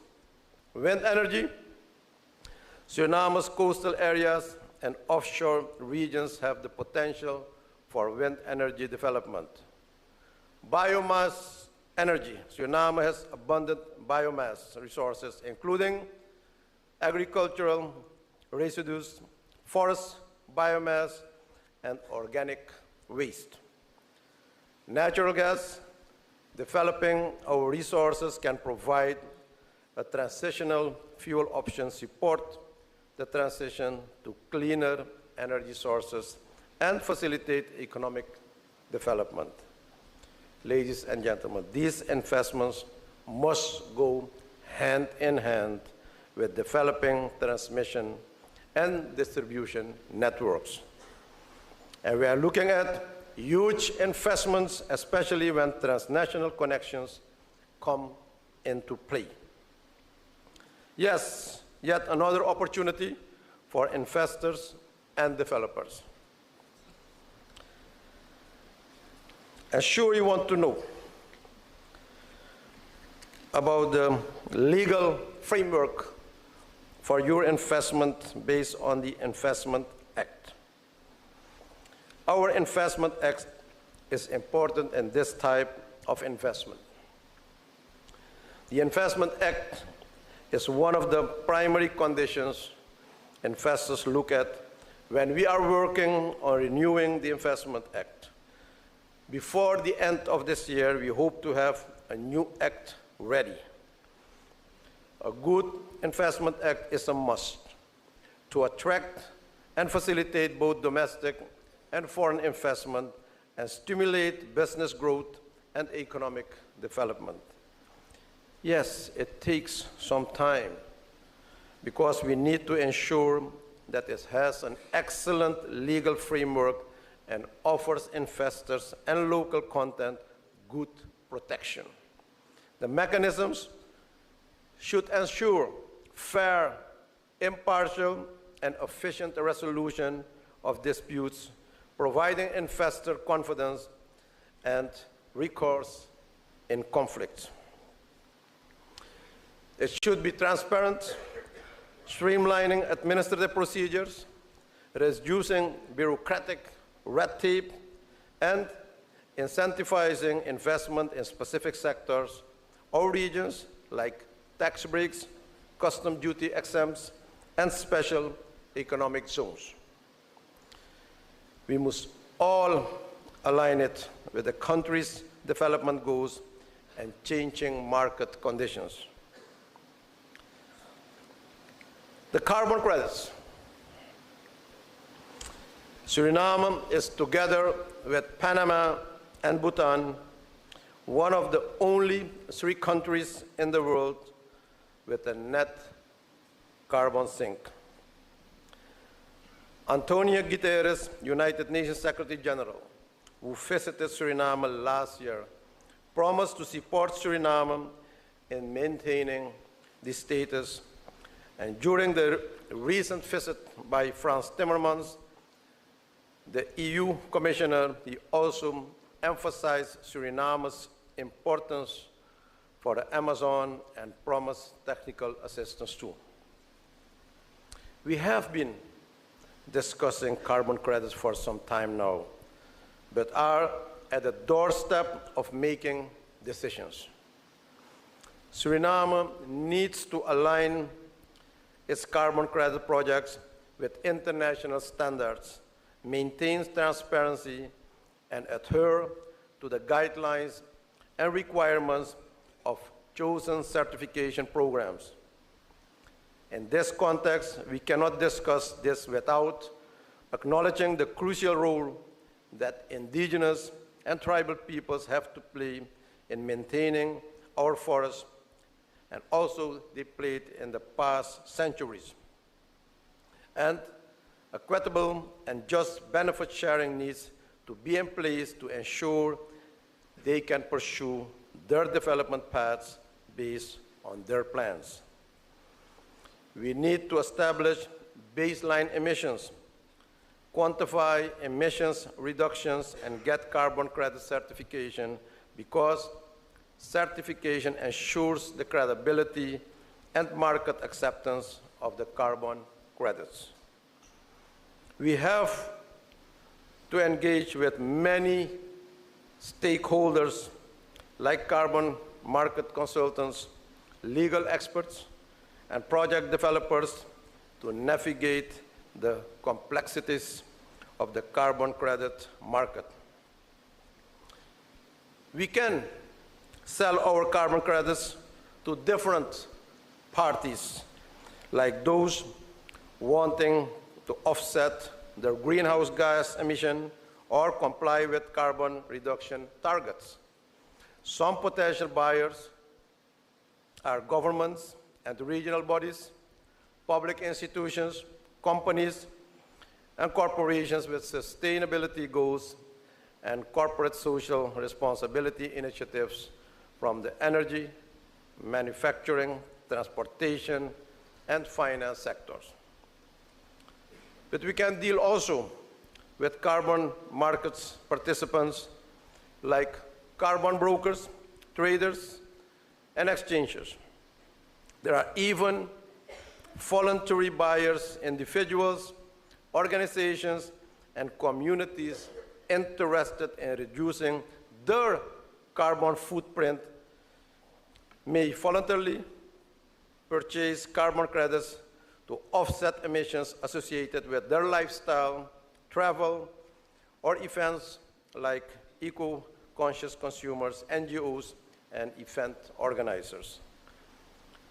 But there are also compliance markets where entities are legally obligated to meet emissions reduction target or purchase carbon credits to comply with regulatory requirements. We will actively engage in marketing and outreach efforts to attract potential buyers, and I applaud the private sector, the Surinamese FSB, for discussing this topic during this summit. Regarding the development of the oil and gas sector, we are firmly committed to sustainably doing this and maintaining our carbon sink status in the long run. Ports, including airports. In the oil and gas industry, ports play a vital role in the exploitation, production, refining, and distribution processes. For most products, ports are the entry and exit points. They keep storage to maintain inventory and maintain a steady supply for domestic consumption or international trade. Another vital aspect of port is offshore logistical support and supply vessels with equipment, drilling rigs, food supplies, and crew changes. We know that ports are crucial logistical hubs in the oil and gas industry and welcome all investment in this branch. We applaud also the existing ports that have enabled our country to bring local content to an above par level on short notice.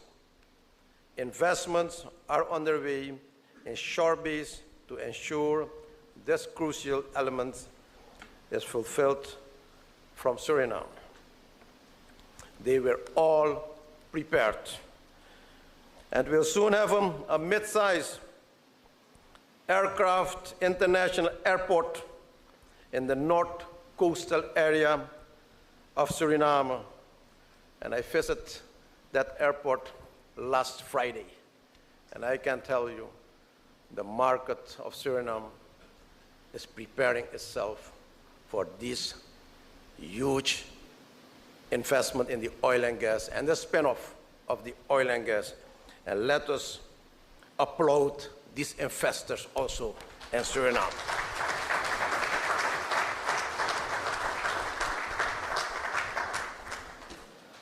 Guyana and Suriname have challenged river drafts, and we encourage investors to look at innovative solutions to counter this,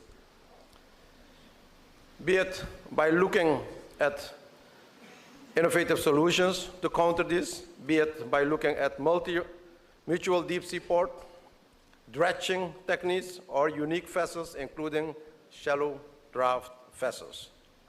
The bigger the vessel that can come in, the more business can be done from our countries. We as government, we are doing our part by further increasing the draft of the Suriname River, currently standing close to 6 meters at high water.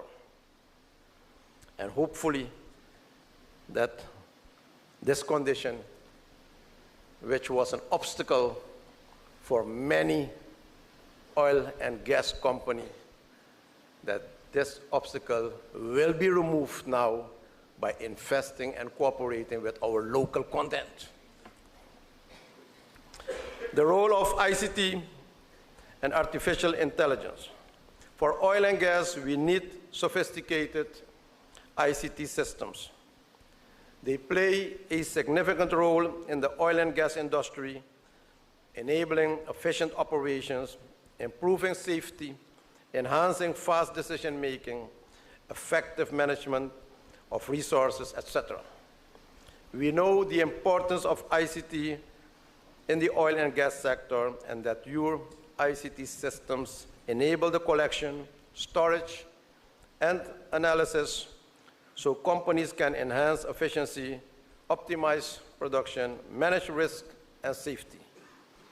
We think of digital oil fields, advanced technologies such as the Internet of Things, and geographical information systems for mapping, spatial analysis, and visualization, which help optimize exploration activities, identify suitable drilling locations, etc.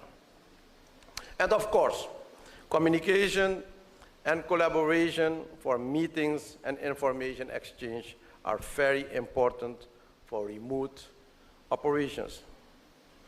We also know the potential applications for artificial intelligence for the oil and gas industry in Suriname, like improving the accuracy of exploration and reservoir characterization, identification patterns, and potential drilling locations, improving production, optimizing supply chain optimizations, a market research by analyzing real-time data from sensors, production rates, identify inefficiencies, predict equipment failures, leading to improved production efficiency and reduce downtime.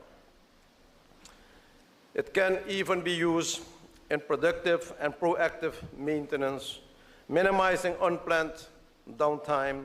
It can help with safety and risk management, analyze historical incident data, identify potential safety hazards, and develop risk mitigation strategies, alerting operators to potentially safety intervention issues, where again, robotics and automation can be used for various tasks. Ladies and gentlemen, we need quality data, skilled personnel, and robust computing infrastructure. Our companies should consider partnering with technology companies, research institutions, and industry experts to leverage all solutions and develop tailored applications that align with the country's needs and objectives. While most partners will come with their software solutions, there is a strong need for Suriname to develop the backbone infrastructure to support reliable connection at world standards. The industry park, with the development of oil and gas, the call for industry parks becomes more intense. As a government, we are in the stage of exploring the options. This involves careful planning and consideration of various factors. We must discuss and consider factors such as the governance structure and the management framework locations, market demand, infrastructure requirements, environmental impact, legal and regulatory considerations, zoning regulations, transportation access, utilities, tax breaks, etc., etc. We want to foster a culture of collaboration, innovation, and knowledge sharing within the industry park, encouraging networking partnership, and consider preventive healthcare activities, and build codes and standards. The LEC Education and Innovation Park. We need innovation, research, and knowledge with all oil and gas activities. On the 10 hectares of land reserved by my government for the youth in the CARICOM, we will establish a LEC Education and Innovation Park.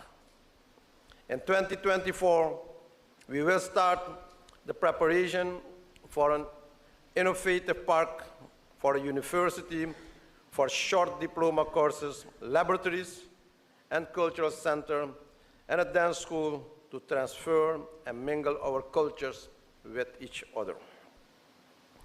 We will engage with relevant stakeholders, including international government bodies, academic institutions, and private enterprises. Conference centers, incubation spaces, and networking areas facilitate collaboration, research and development programs to support scientific breakthroughs, and the commercialization, organized demo days, and pitch events. This will need a concerted effort and a long-term strategic planning, but as member of CARICOM and UNASUR, we must take big steps to promote economic and social integration. We must encourage entrepreneurship and technology education from primary schools on and attract and retain local and international talent. We need to establish partnership and exchange programs with regional and international science parks, research centers, innovation hubs, countries, private sector investors, and international organizations willing to invest in this park. The role of women, yes, this is very important also in the area of oil and gas development. Women can take the opportunity to start a career in engineering, geology, finance, operations, project management, environmental management, etc. The oil and gas industry often invests in training and skill development programs. Women-owned businesses can benefit from the demand for goods and services. Women should build network, invest in their professional growth, and study technology, engineering, and mathematics, because education is essential to increase their representation in the oil and gas sector. So, please have a proactive mindset and empower each other, as we are here to lend a firm hand. I will close with our strategy on local content and foreign direct investment. Finally, ladies and gentlemen, a well-designed local content policy is a must in maximizing the benefits of resource development for the host country. We need to consider the potential for resource depletion and the need to diversify the economy beyond resource attraction. That is why this policy is essential.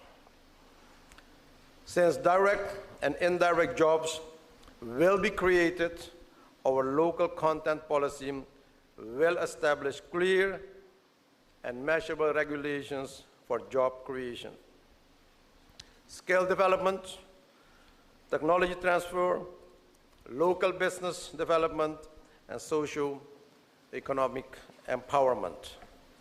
It will promote the growth and competitiveness of local businesses by creating an enabling environment for their participation in the supply chain. International companies can also foster innovation and technological advancement by offering training to their local partners. Foreign and local partners don't need to worry. We will regularly assess the processes, identify gaps or challenges, and take adjustment strategies as required. Transparency and accountability mechanisms will be established.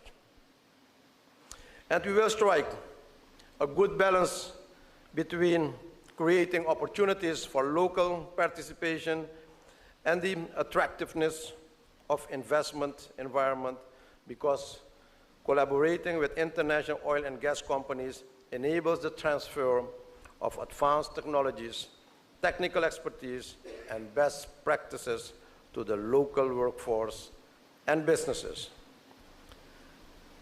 This builds a pool of skilled labor that can be utilized in the industry and other sectors of the economy, which will spin off to the whole economy, reducing poverty and diversifying our economy.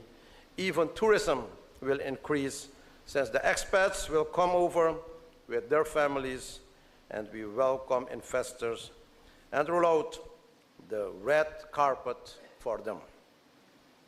In closing, we applaud once again Stars Olie, State Oil, for bringing together all the major public and private sector stakeholders across the entire energy, oil, gas value chain to lead and contribute to the sustainable development of Suriname. We are delighted, ladies and gentlemen, by your presence at this prestigious summit covering many business, development, and social aspects. I trust, as the government, as the president of our beloved republic, we have also contributed with this speech, which includes direction to a significant number of business opportunities for all of you. My dear friends, brothers and sisters, we welcome you once again to invest in Suriname. Suriname, yes, is open for business, open for you, and these doors will only open wider and wider for you. I wish you all a pleasant and fruitful summit, and I'm looking as president also to the outcome of this summit and the advice and also the recommendations which we are willing to implement in our strategy as well. Thank you very much, and may God bless you all. Thank you.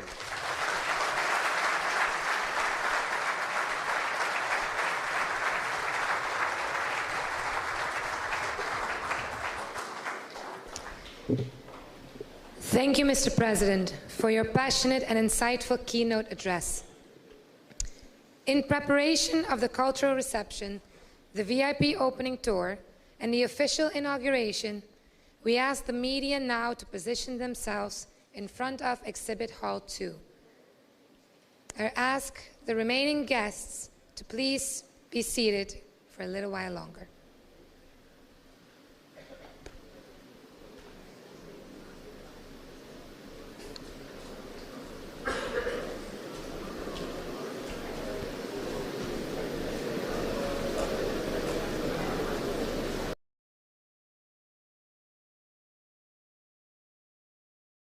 Cadeau geven aan Suriname en aan de toerismegemeenschap. En we hebben graag, want u bent live, dat u die film launcht door op dit ronde knopje te drukken en dan komt die film. Deze, ja. Oké. Deze mag ik iedereen vragen. Aandacht even voor de film. 1, 2, 3. Oké, great. Ja, je moet wel applaus kunnen geven. Kom maar, ik ben benieuwd. Ja.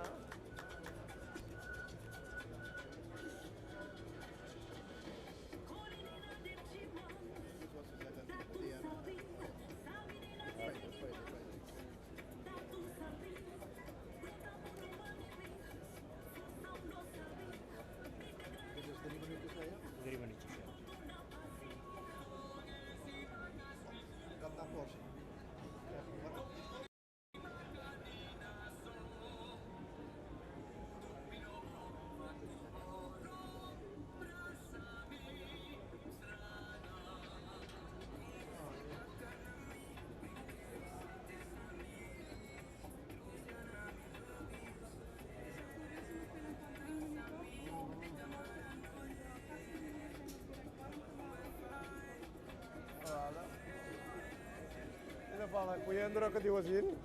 Oké.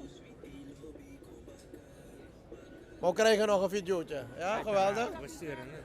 Ja, Mevrouw Bissombaan, mag ik u uitnodigen, de voorzitter van de vereniging.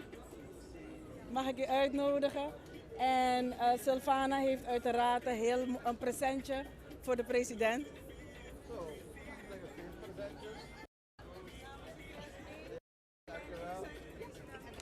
Geweldig. En ik heb jullie net daar genoemd dat jullie ook een beetje lead willen nemen als private sector in de ontwikkeling van die carbon strategy. Dat is bijzonder belangrijk. Want we hebben veel adviezen nodig, veel inzichten nodig. Want we worden in feite een beetje overspoeld met zoveel aanvragen om over carbon credit te gaan praten. Maar het is een zeer technisch onderwerp. Het is ook gecompliceerd. En wij willen het beste belang van Suriname daarmee dienen. Dus we kijken uit naar goede adviezen. Succes!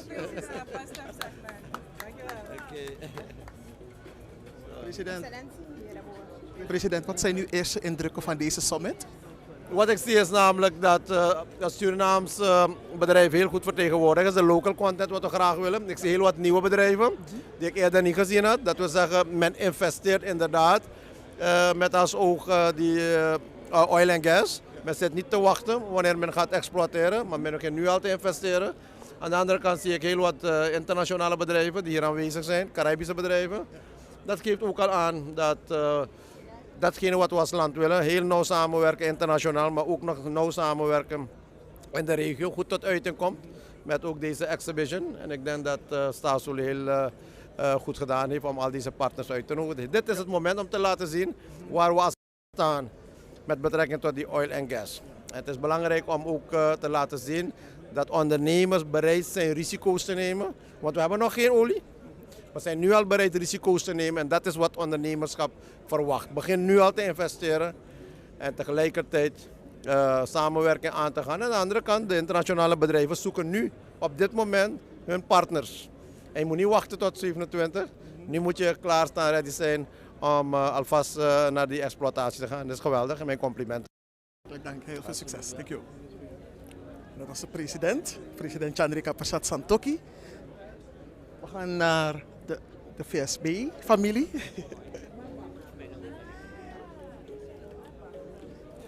We gaan de heer Van Charante even spreken. Heer Van Charante, goeiedag. Ja, we komen u hier tegen tijdens deze summit die voor de 3e keer wordt gehouden. Waarom uw aanwezigheid hier? Vertel ons. Kijk eens. Waar moet ik het laten zien? Daar? Nou. VSB. Ja. Bestuurslid, maar ook vooral groepsvertegenwoordiger toerisme. Ja. En we hebben dus vanuit de VSB besloten dat we 2 sectoren, natuurlijk zonder de andere tekort te doen, extra aandacht gaan geven. En dat is toerisme en agriculture. Waarom die 2 speciaal? We moeten onze economie diversificeren. En dat zijn de 2 makkelijkste. Er is behoefte aan toerisme, dat zegt de internationale wereld.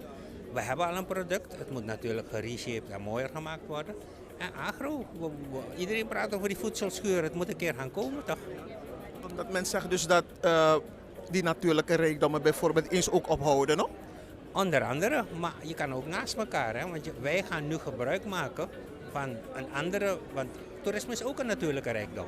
Als je kijkt naar ons bos, dat bos is niet alleen voor carbon credits, maar het bos is ook voor onze gezondheid, voor onze wealth. Mensen wandelen in het bos, eigenlijk alle belangrijke resorts onder, laten we zeggen, de 5, 6 graden noorderbreedte liggen in het bos. En ze brengen die mensen ook in het bos. Dan hebben we natuurlijk onze medicinale kruiden en planten. Dus het bos heeft ons veel te bieden.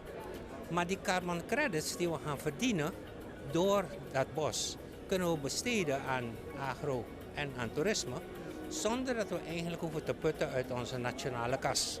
Want die is een beetje zwak, toch? Dat weten we. Ja. Wil dat zeggen dus dat we zeker ook gaan moeten gaan dus naar dat van onze spaarfonds, om daaruit ook te kunnen putten voor bijvoorbeeld die toerismesector waar u over praat? Ja, de bedoeling is, en dat gaat morgen gepresenteerd worden door Rudolf Elias van Ernst & Young, dat Sovereign Wealth Fonds opgezet gaat worden met al vooraf een speciale verdeling. Dus het is niet zo dat er 1 miljoen binnenkomt en dan gaan 3 mensen zitten en dan zeg je, weet je wat we gaan doen? Nee, het ligt vooraf vast welke sectoren en natuurlijk ook welke doelgroepen. Want je kan denken aan toerisme en agro, Maar er zijn ook mensen die in andere sectoren zitten die ondersteuning nodig hebben om goed te kunnen ondernemen. Dus er komt een verdeling. Eigenlijk net zoals we nu ons nationaal budget hebben. Hoeveel gaat er naar volksgezondheid, hoeveel gaat er naar toerisme, hoeveel gaat er naar landbouw. En zo moeten de inkomsten uit de oil- en gassector ook verdeeld gaan worden. Ja. U hebt de president een film laten launchen. Wat is de bedoeling hiervan? Die film hebben we laten maken, speciaal vanuit de VSB, om eigenlijk de VSB een nieuw gezicht te geven. We zijn niet alleen, zoals we het zeggen in het Engels, Suriname Trade and Industry Association. Nee, we are a business coalition. En in die business zit van alles. Ook toerisme en agro. We hebben dus een film gemaakt en die film gaan we distribueren. Het is niet voor ons of van ons, het is voor de toerismesector en voor Suriname. Dus wat we ermee gaan doen, we gaan met VSB mee met de toerismestroom naar beurzen. En wat we dus gaan doen met deze film, we gaan bedrijven in de gelegenheid stellen om 1 minuut of 2 minuten toe te voegen, zodat het min of meer een promotiefilm wordt van Suriname, maar ook van de producten die bedrijven bieden. Om een concreet voorbeeld te noemen. Als Torarica zegt, luister, we hebben onze eigen film, maar we vinden het ook leuk om 1 minuut in deze film te zijn, dan zegt Torarica, oké, ik betaal de editor van die film. En ik moet me daar zetten in die film. En dan komt er een shot van Torarica of er komen 2 shots van 30 seconden. En zo ga je die film een mix maken van Suriname, nature en culture en heritage met producten die de business sector biedt. Een van de grootste highlights die men heeft aangegeven voor wat deze summit betreft is het netwerken. Ja. Hoe belangrijk is dat volgens u, heer Van Charante? Heel belangrijk. We hebben net al een nieuw lid aangenomen van Trinidad en Tobago. Want men is op zoek naar een goed contactmoment voor Suriname. Sommigen zijn er nu al voor de 3e keer. Bijvoorbeeld de ASFA van Trinidad en Tobago, de Trinidad and Tobago Manufacturers Association, die wil met de VSB gaan partneren. Die zegt, luister, als wij hier komen, willen we dat we bedrijven hebben met wie we kunnen partneren. En dan kunnen jullie bedrijven naar Trinidad komen en met ons partneren. Dat is veel makkelijker als ze in je eentje komen en opnieuw de weg gaan zoeken. Dus men zoekt inderdaad naar die netwerken. Dat is belangrijk. Heel veel succes. We gaan de komende dagen zeker veel meer doen met de VSB hier tijdens deze summit. Dus zet u schrap. Ja, doen we. Oké, thanks. En dat was dan het gesprek dat we hadden met de heer Jan van Charante van de VSB.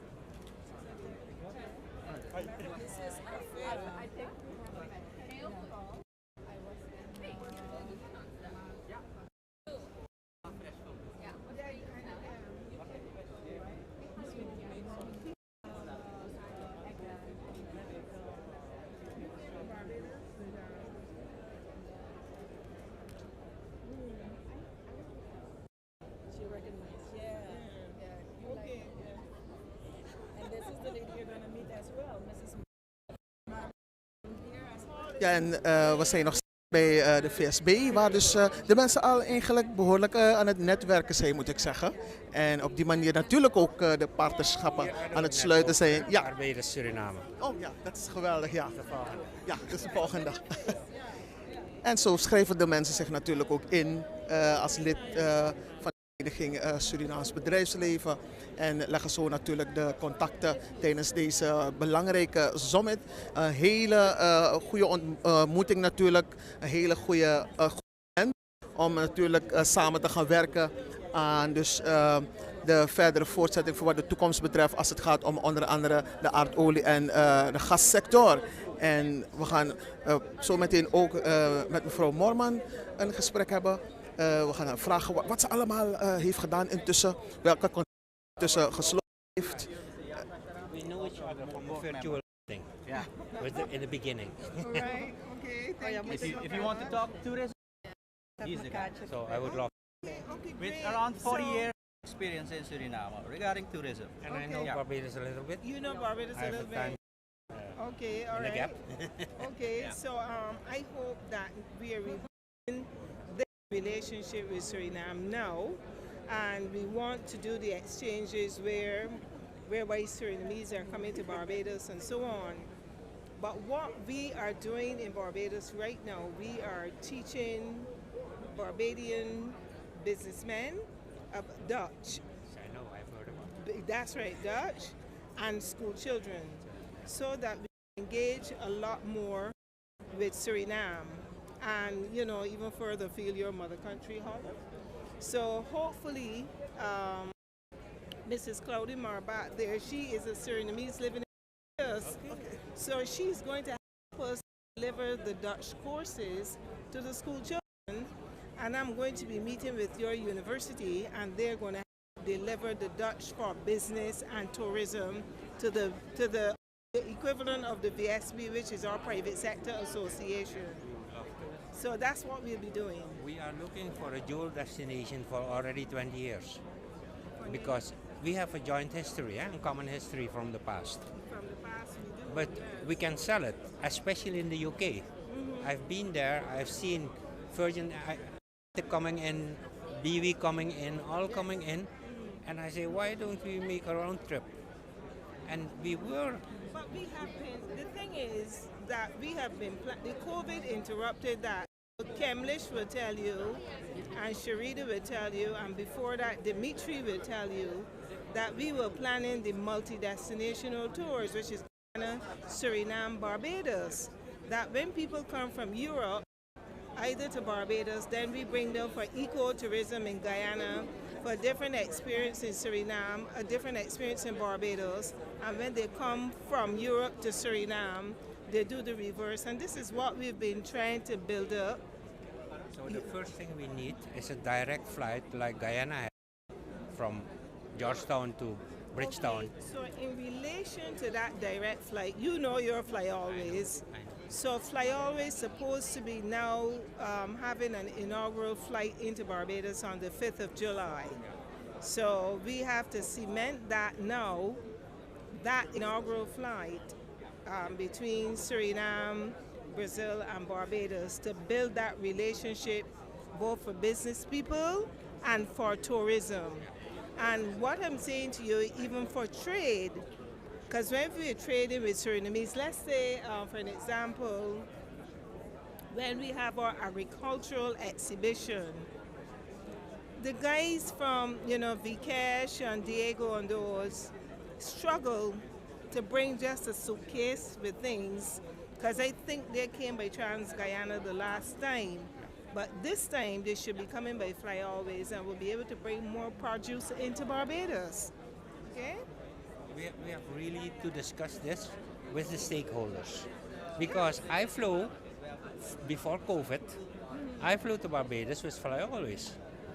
Yes. We had the EICA conference. Yes. And I came with Fly Always. Yeah. Okay. So we have to discuss this. We have to build back this relationship. We have to build it back. It's not difficult, but it's also a lot of marketing. And marketing because I came from Barbados here, and when I got to the airport in Guyana, Suriname Airways line was long, and nobody was there for Fly Always. So there has to be a marketing that people know you can get to the countries easily, and you can't do trade without movement. You must have the air and sea transportation bridges in order to get there. Yeah. We will. We will have a meeting.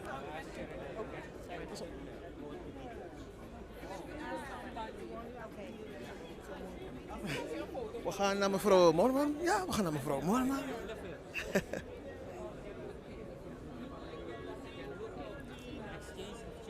Mevrouw Morman, ik heb gemerkt dus dat u al behoorlijk aan het netwerken bent. Heb ik het goed? Ja. Je caught me off guard. Ja. Hoe belangrijk is het netwerken? Nou, eigenlijk is dat de basis van doing business. Weet je, ik wil eigenlijk alle jonge ondernemers een beetje stimuleren van... Ja. Eigenlijk wil ik zeggen, stap uit je bed. Ga uit je kamer. En kom op zulke activiteiten waarbij je met mensen ontmoet. Waarom? Dan ben je on top of their mind. Daar kan je dealen, daar zie je mensen persoonlijk. Wanneer je gewoon thuis zit achter je computer en je stuurt alleen maar mailtjes en je denkt dat je op die manier business gaat krijgen, het werkt niet zo.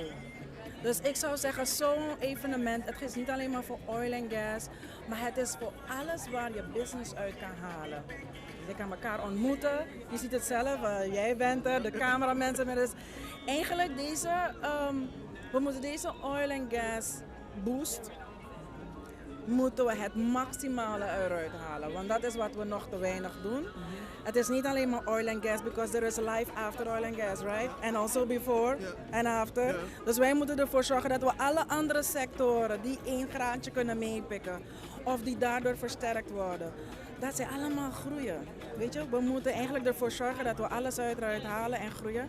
En dit is een van de evenementen waarbij je hier komt, je businesskaartjes afgeeft.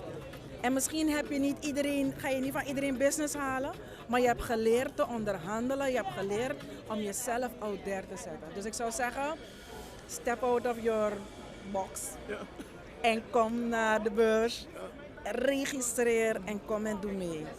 Local content, daar wordt er zo vaak over gepraat. Wat de uitdagingen zijn, wat de mogelijkheden zijn. Wat zal dit gaan betekenen voor onze local content, zeg maar?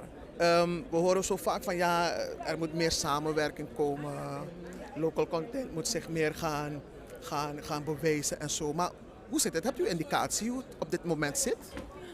Kijk, samenwerken is absoluut van belang. Weet je, wanneer je een klein bedrijf bent en je zou, noem maar bijvoorbeeld de agrarische sector. En er zijn een aantal bedrijven die een bepaalde hoeveelheid producten produceren. Maar jij alleen hebt bijvoorbeeld 1 hectare, toch? Noem maar op. Maar wanneer je denkt aan doing business in die grote wereld, de big business wereld, en er moet een behoorlijke hoeveelheid worden geproduceerd, moet je bij elkaar komen. Voordat je dus niet zegt aan die persoon van, ik kom vandaag niet, want mijn truck is kapot. Want die dingen gebeuren. Het is niet dat het niet bestaat. Maar wanneer je somebody hebt to back you up, wanneer je die ketting hebt van meerdere mensen die kunnen leveren, ben je samen sterker. En daar gaat het vooral om. Die koek is groot genoeg om samen dingen te doen. En wat wij moeten doen naar local content, er zijn 2 levels, eigenlijk 3 levels. Level government, de overheid die hier en daar wat moet faciliteren. Maar level ons, wij, jij, iedereen. Waarbij wij samen, waarbij we vanuit onszelf onze bedrijven opzetten, gaan kijken hoe je kan gaan standaardiseren, zodat je mee kan pikken in deze business. We weten dat er wat uitdagingen zijn als het gaat om onze local content. Lukt het om eigenlijk nu wel door te breken? Want ja, we horen bijvoorbeeld van certificeringen, de zware eisen die internationaal gesteld worden. Lukt het onze local content wel om daar te komen waar ze moeten komen? Dus we moeten niet praten over lukken, we moeten het doen. En dan ga ik reclame maken voor onze leden hoor. We hebben bijvoorbeeld de NOB als lid. En zij hebben een product, een financial product. Waarbij bedrijven die zeggen van ik moet gaan standaardiseren, ik moet aan een aantal voorwaarden voldoen, een managementondersteuning, dat je naar NOB kan gaan. En dat is een lage rente, 3%, weet je. Dus dat zijn de mogelijkheden. Partneren met elkaar, weet je, net als hoe we kasmoney hebben, toch?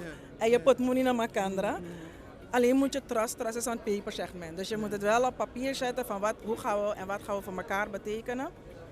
En doen. Eigenlijk die hele local content, heisa, vanwege oil and gas, is een heisa. We moeten gewoon onze business blijven draaien. En die government, die overheid moet die faciliterende rol spelen. De banken die moeten de faciliterende rol spelen. Bepaalde producten gericht op de verschillende type ondernemers. Toch? Dat is wat we moeten doen. Weet je, niemand gaat het voor ons doen. Wij alleen. Wat gaan we de komende dagen hier allemaal doen? Bij VSB? We gaan blijven praten. We gaan maar er staan bijzondere dingen te gebeuren in elk geval. Dus wat wij hebben... Wat wij hebben is, en dan kunnen ondernemers hier komen, we hebben VSB Talk. En die VSB Talk, daar hebben we geweldige ondernemers als jou hè? En als Gian. Ik heb je naam goed uitgesproken, nou Gian. Die hier zullen zijn, een live uitzending zullen hebben, waarbij mensen hun product kunnen verkopen. Waar ze kunnen praten over hun product, want wij geven ze een stage. We give entrepreneurs a stage to come and talk their business. En dat is VSB Talk. En het mooie ervan is, deze periode zijn alle starters, die krijgen 50% korting. Voor een periode van 3 jaar om member te worden van VSB. En waarom doen we dat? Omdat we denken dat het goed is om fresh blood te krijgen, ondernemers te versterken, omdat we met z'n allen veel sterker worden. Wanneer je verenigd bent, kan je meer. En dat is waarvoor we dus gaan. Vandaar dat men zich moest aansluiten bij je VSB. Ja. Men moet zich aansluiten, niet gewoon om het aansluiten omdat het leuk is, maar om een sterke force te vormen, om onszelf te versterken. Wat we nodig hebben, dat we elkaar kunnen vinden, dat we elkaar business kunnen geven. Dat is vooral van belang. Wat krijgen ze? Wat krijgen ze van? Ja, als ze komen? Hier als ze komen, behalve de flyers van de andere bedrijven waar ze business kunnen doen. Je vult meteen, er is een QR-code, je scant. Laat me even zien, volgens mij hier ergens. Ja. Ze scannen About Us, ze melden zich aan, ze sturen hun informatie, wat er nodig is. Toch? Dit is een booklet, we printen, want als je te veel print is ook een paperverhaal. Toch? En ze komen hier en they become member. En in onze membership, wat hebben we daarbij? We hebben verschillende netwerksessies. Dus dit is één natuurlijk meedoen aan SEOGS. Alle ondernemers die lid zijn van ons, die kunnen natuurlijk die zijn hier aanwezig. Die niet kon, die is hier middels een flyer. 2, wanneer je meedoet aan onze netwerksessies, betekent dat je ruimte hebt voor business. We hebben kennis, knowledge sharing activities. Dat betekent activiteiten die allemaal te maken hebben met het versterken van je bedrijf. Trainingen, etc. En weet je wat zo mooi is? Het is net VSB al die trainingen verzorgt. We vragen onderling ondernemers om trainingen aan elkaar te verzorgen. So it's doing business with each other. Daar gaat het om bij VSB. En hoe meer mensen we hebben, hoe beter, hoe sterker we kunnen zijn. Met z'n allen. Welke boodschap hebt u naar mensen die misschien een businessplan hebben, business ideeën hebben? Is dit ook een van de mogelijkheden voor ze om te komen? Kom snuiven hier. Kom en breathe the business air. Om te zien wat wel kan. Toch? Wanneer jij denkt dat niks kan, het kan wel. En misschien hoef je niet zo groot te zijn, want je ziet het ook. Hè? Bepaalde booths zijn huge en geweldig. Maar de man, dat zou aan toe wat er doen. Dus je moet niet denken van ik ga direct daar worden.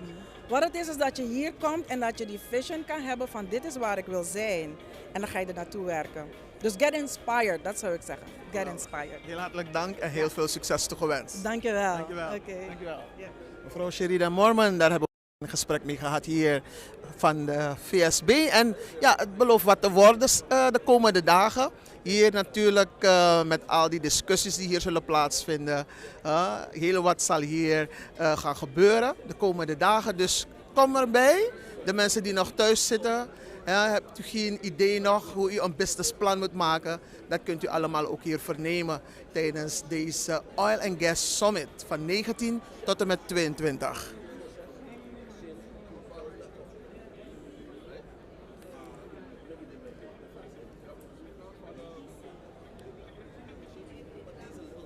Ook nog lekker relaxed. We zitten nog lekker en vrolijk bij de boot van de VSB. En we zien dus de heer Jan van Charante samen met 2 andere mensen. U bent meneer? Timothy Mendonça. Ja, u bent van? Ik ben van de heliport Paramaribo, de EAG Airport. De Gummels Airport. Gaat me zo meteen daarover wat meer vertellen. En daarnaast hebben we mevrouw? Rika Bisumbar. Ja, mevrouw Bisumbar. Wat doet u precies bij de VSB? Ik ben de voorzitter van de VSB, maar ik werk ook bij Staatsolie. Oh, geweldig. Deze Energy, Oil and Gas Summit, hoe kijkt u er tegenaan? Het is een hele belangrijke summit voor Suriname. Want met deze summit gaan we als Suriname voor zoveel spin-off effecten kunnen zorgen. En zoveel delen van het bedrijfsleven gaan zoveel er profijt van kunnen hebben. Dus het is bijzonder belangrijk dat maximaal participatie hier is. De opening is mooi geweest, de president heeft een mooie speech gehouden, heeft de potentie op de verschillende gebieden belicht. Dus ik zou zeggen, welcome everybody en partner waar mogelijk, get to the markets en neem deel aan alle spin-off effecten die er zullen zijn. Ja, en u, wat zegt u ervan? Van deze summit? Nou, ik denk dat dit de vooravond is van hele mooie samenwerkingen. Rekka gaf het net aan. Maar het is mooi om iedereen bij elkaar te zien. Ik denk dat we de kracht van Suriname laten zien. En ik denk dat nog niet iedereen aan boord is. En ik denk dat we moeten kijken naar de spin-off niet alleen voor wat betreft de olie- en gasleveranciers, maar wat het met onze economie gaat doen en kan doen. Ik denk dat daar de grootste potentie zit. Want als Suriname meer geld verdient, de bedrijven, de Surinaamse mensen, betekent dat er in de luchtvaart zouden we zeggen propensity to fly is, maar er is propensity to spending. Dus onze hele economie gaat groeien. En dat wil zeggen ook de warung gaat meer verkopen. Dus we moeten daar echt op voorbereiden en er heel bewust van zijn dat we met z'n allen meer mensen moeten faciliteren. En zeker met z'n allen meer gaan verdienen en met z'n allen eigenlijk een betere toekomst tegemoet mogen zien. Ja. Heer Jan van Charante. Ai, Brian en Eva. Hebt u al behoorlijk kunnen netwerken vandaag? Jazeker. Maar je mag niet netwerken straks met het heliport, want dat waren voor een apart gesprek hier op die bank. Ja, klopt. Dus dit is VSB even. Ja, VSB heeft genetwerkt. We hebben Barbados hier op bezoek gehad, waar we al een lauwe relatie mee hebben. Die moeten we warm gaan maken. We hebben Trinidad en Tobago. Ja, we hebben Curaçao hier op bezoek gehad, waar we waarschijnlijk in oktober, dacht ik, naartoe gaan om een Suriname-dag te organiseren. Dus in het eerste uur hebben we al met drie landen genetwerkt. En dat vind ik al een heleboel. Ja. We gaan afronden. Wat gaat er morgen hier allemaal gebeuren? We gaan jullie uitnodigen om livestreaming te komen doen hier. We hebben een paar goede gasten op het oog. Onder andere meneer Mendonça van Gummer. Dus we gaan een paar bedrijven exposure geven die hier op de beurs zijn. Maar we gaan ze specifiek die exposure geven in VSB-verband. Om de sector uit te dragen waar zij de vertegenwoordiger van zijn. En natuurlijk bewaren een paar geheimpjes zodat mensen komen om met ons te praten en hier samen te zijn. U mag die mensen oproepen. Ik ga dat geheim houden voor morgen. Maar morgen gaan we het zeggen. Oké. Heel hartelijk dank en heel veel succes toegewenst. Dankjewel. Dankjewel. Mevrouw Moorman. Mevrouw Moorman, komt u bij me? Mevrouw Moorman, komt u bij me? Hoe laat gaan we morgen hier te werk? Morgen vanaf 1 uur hebben we hier VSB Talks. En wat zullen die talks inhouden? De talks houden in dat bedrijven aangeven van wie ze zijn. Maar ook wat hun bijdrage is aan die samenleving. Wat de sector inhoudt. Dus zeg maar bijvoorbeeld je zou praten over agro, toch? Zeg maar een agrobedrijf. En dan gaan ze aangeven van luister nou. Weet je hoe belangrijk dat is? En in het kader van oil and gas, weet je wat we voor elkaar kunnen betekenen? Dat is wat de bedrijven zullen doen. En natuurlijk als er morgen mensen hier langskomen, want je moet je registreren. Er is een registration online moet je registreren. Naar de beurs komen is gratis. Dus ik zou zeggen registreer en kom. Want als je langskomt, dan kan je in deze periode 50% korting krijgen voor lidmaatschap van VSB. Hoe laat gaat het gebeuren morgen? Morgen zijn we er vanaf 10 uur zijn we hier voor de beurs. Ja. Maar tussen 1 en 3, 1 en 4, dan hebben we de live uitzendingen. Hebben we jou. Heel hartelijk dank en heel veel succes toegewenst. Tot morgen. Ja, tot morgen. Dank je. Zo, tot morgen dan. Blijft u onze livestreaming volgen tijdens deze Oil and Gas Summit. De derde vanaf Torarica. Tot dan.